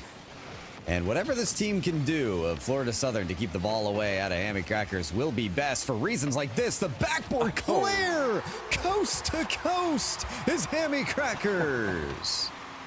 I love Hammy picking up the side boost here. I mean, again, this is the same kind of finish the play mentality. Obviously, the demo doesn't really matter, but it's the same kind of thing I'm talking about. 45 seconds or so into this one. Florida going to be able to strike first. Backboard play. Can't quite get it on the backside there with the lack of boost. Now Sap has their own cross-pitch play to contend with. Florida Southern are going to be wondering how deep that third man has to play, because I mentioned they got to keep the ball out of Hammy Cracker's hands. He scored from all the way the other side of the field. Is there any safe territory for him to be that will keep them safe from being scored on? That is the question. Where they have to continue to play. Astro flips across the field. That ball is actually centered, leaving UF in a dangerous position, but no one from Florida Southern there to punish. Hammy, no boost, knows it. Turns nose, of their car to the left side and comes back to try and pick up some of that precious resource. Teammates still going to be able to get on the other side of the pitch, so no lead lost there. On the other side, Astro forced to get the nose up on this one to the pre-jump. Sap gets it over there, and once again, it is the teammates that set up the play. This is a very simple and methodical shot from Sap. This is a insane backwards hit from Hammy Crackers, giving them the exhaust fans and ask them how they like it. Yeah, sure. He's just going to be disappointed from that play as well, because the clear was off the back wall. He knows danger is coming, but just not in the form of a bump as well. And he's going to feel like he's got to do it himself. You know, the 50's made in the center of the field. The demo's there as well. Can they get the shot through? We clear from Sap. Astro in search of K-Frost. And he does get the touch to the right direction, but doesn't look like it's going to produce the goal necessary. It will be back to the other side for Florida Southern to try again. Astro nose down onto this one as Larry tries to win possession. It should be an easy pickup from Hammy Crackers. They have all the boost in the world, and a quick stop and a even faster pop down to the bottom. That was almost dangerous until Yulte loses possession. K-Frost over it. This is tried to put over Sap, but once again, boost will rule the day on there. 65 to about 0, and Sap comes out on top. That's just stretched a little bit far to outside to the current positioning of that player. This has been the bread and butter for this team, sealing plays in full boost, but Sap just wasn't able to make the most of it. It did create a jumbled scenario there, a little bit of a traffic jam for Florida Southern, and it's not really the place where all their cars want to be. This one might come off the post for Yulte. No, downward clear could have been the goal, but it just was off. Speaking of Yulte here, 3 shots. No goals, obviously, no assists in this one. No saves as well. So where Yulte came through and set kind of a precedent for themselves, a hat trick in game number 1, just hasn't quite happened here in the back half of this series as much. Mind game is being played, and Yulte is winning them. Nice little pinch, maybe to increase the speed of that ball, get it on over. There's just a little bit of wall ball and playing the angles for a couple of seconds until this Florida Southern squad is going to be able to get back in an offensive position they really like, with everybody with boost, tries to get it done themselves, as not one but both members of their team were going forth and trying to play the demo game. Oh, great ideas here from Florida Southern. The infield passes continue, but the interceptions are there as well for Florida Southern. They've always got a wheel in the way. Astro for the ground air dribble. It's read perfectly by Hammy Crackers. Hammy has been a great mechanical player on the attack side, but has been reading some of these plays from Florida Southern. That has been the story for this game, and may have just found its final page of this chapter. A third goal might do it here as Larry puts the finisher. Yeah, it's Larry this time. Hats off to Sap on the assist. Sap 1 goal, 1 assist off of a pair of shots. 4 saves right there for Sap. Larry 3 shots with a save and a goal. Hammy Crackers, goal, assist, save, and 2 shots. Ooh, that flip almost finds its way over the defense, but just won't do it. Half a minute remaining. It feels like a formality to finish this one out. Hammy Crackers might just stat pad as this one's cleared out. Astro with the attempted solo play. K-Frost is there to pick up the infield pass. This again is the play that just hasn't sorted out for Florida Southern due to the quickness and the good reads out of University of Florida Blue. They needed to clutch up in this game number 6, and they have done it. Just about, Doug, though. Just about. Hey, they just came off the back of that shutout situation. Florida did 3-0, trying to get it done against the other side. Florida Southern obviously shut out twice across games 2 and 3. It might just be for the scoreboard for us to talk about, because the result will definitely be the same. Came close to getting 2-3 right there. Not gonna matter. We go down all the way. Gotta love it. You do, especially as, we weren't given the game 7 in our first 2 series. It was four game wins to 2 in each of them, just missing out on those game 7. So this Florida Gauntlet matchup is going to give us everything that we asked for. University of Florida Blue trying to make the comeback all the way. And I mean, Doug, but they really made a statement in that last game. It was just about a shutout. I mean, the last goal barely did the damage necessary to make the comeback a reality. Sap, Larry, Hammy Crackers, everyone walking away with that goal. Everyone feeling primed and ready to maybe just take this series. Yeah, and that's what I always talk about. I want to see well-rounded players, just like I talked about at the beginning of previous series. If there's one player who's always coming out hot and heavy, well, I know where the nose of my car is going to be, just constantly drifting towards to try and find those demos consistently against that player. Just shut them down, not let them play Rocket League as much as their other 2 teammates. Game 7. We got it going here. Best of 7 boiled down to best of 5, boiled down to best of 3, boiled down to a 1 and done. The victor from the state of Florida, presented to you guys in about 5 minutes or longer if we get another overtime situation. Plenty of those tonight, I'll tell you that much. But Division 2 giving us the best of the best here. And it has to end in exactly this way. Game 7, who has got the ice? A matchup that is just too close to call. Demos could pave the way for either team. The infield passes again, another huge factor for this Florida Southern team. They've got to find a route around the staunch defense of University of Florida, though. Nice pop up, and even a follow up there from Astro gives their teammate opportunity. And a lot of times at these higher level Rocket League competitions, that's sometimes the best that you can really ask for. Giving your teammates opportunity and trusting them to make a play. Hoisted out to the left corner. Larry gets it done right there. Larry been pretty consistent all the way through this best of 7 series, right? Oh, yeah, getting in the face of the opposition as quickly as possible. I mean, Larry has been kind of that no hesitation player that you can count on to, if they call ball, they'll be on ball. And that reliability can go a long way in terms of the team cohesion. K-Frost trying to be that one that's on the ball for the shot, though. And it does force that first save, but so far so good here for UF Blue. Just to handle the ball away. And the Cracker is going to do a good controlled few touches there to see them out, but Florida Southern not ready to give up on this one. Well, they are not. Yulte gonna be able to get it over once, just stretching the width of the pitch. This is a tactic that teams used previously, and a fantastic job. Reset using the ground and other players on the other side to get this one done. Fantastic shot, dude. Talk about threading the needle. I mean, how many lanes do you really have to score other than the blitzing pinch that we saw right there? I don't know that there are many, including this one. Hold on.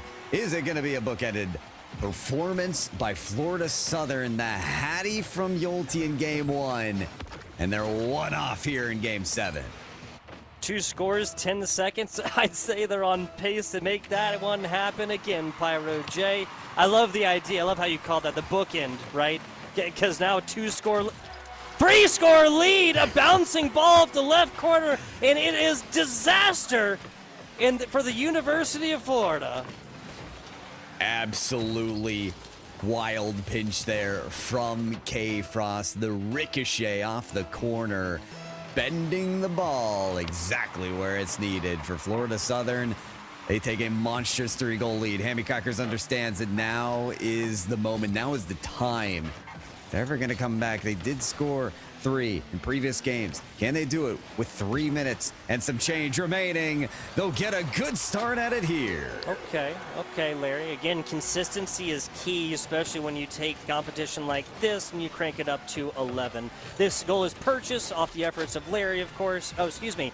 So Hammy Crackers actually gets it there. Larry gets last tap, and I feel like that's perfect because they bought all of this, right? He's in position right then because he's being redirected from the force with which he hit the defender there. Now, great shot and a hit off to the corner. K-Frost trying to keep this offensive possession alive.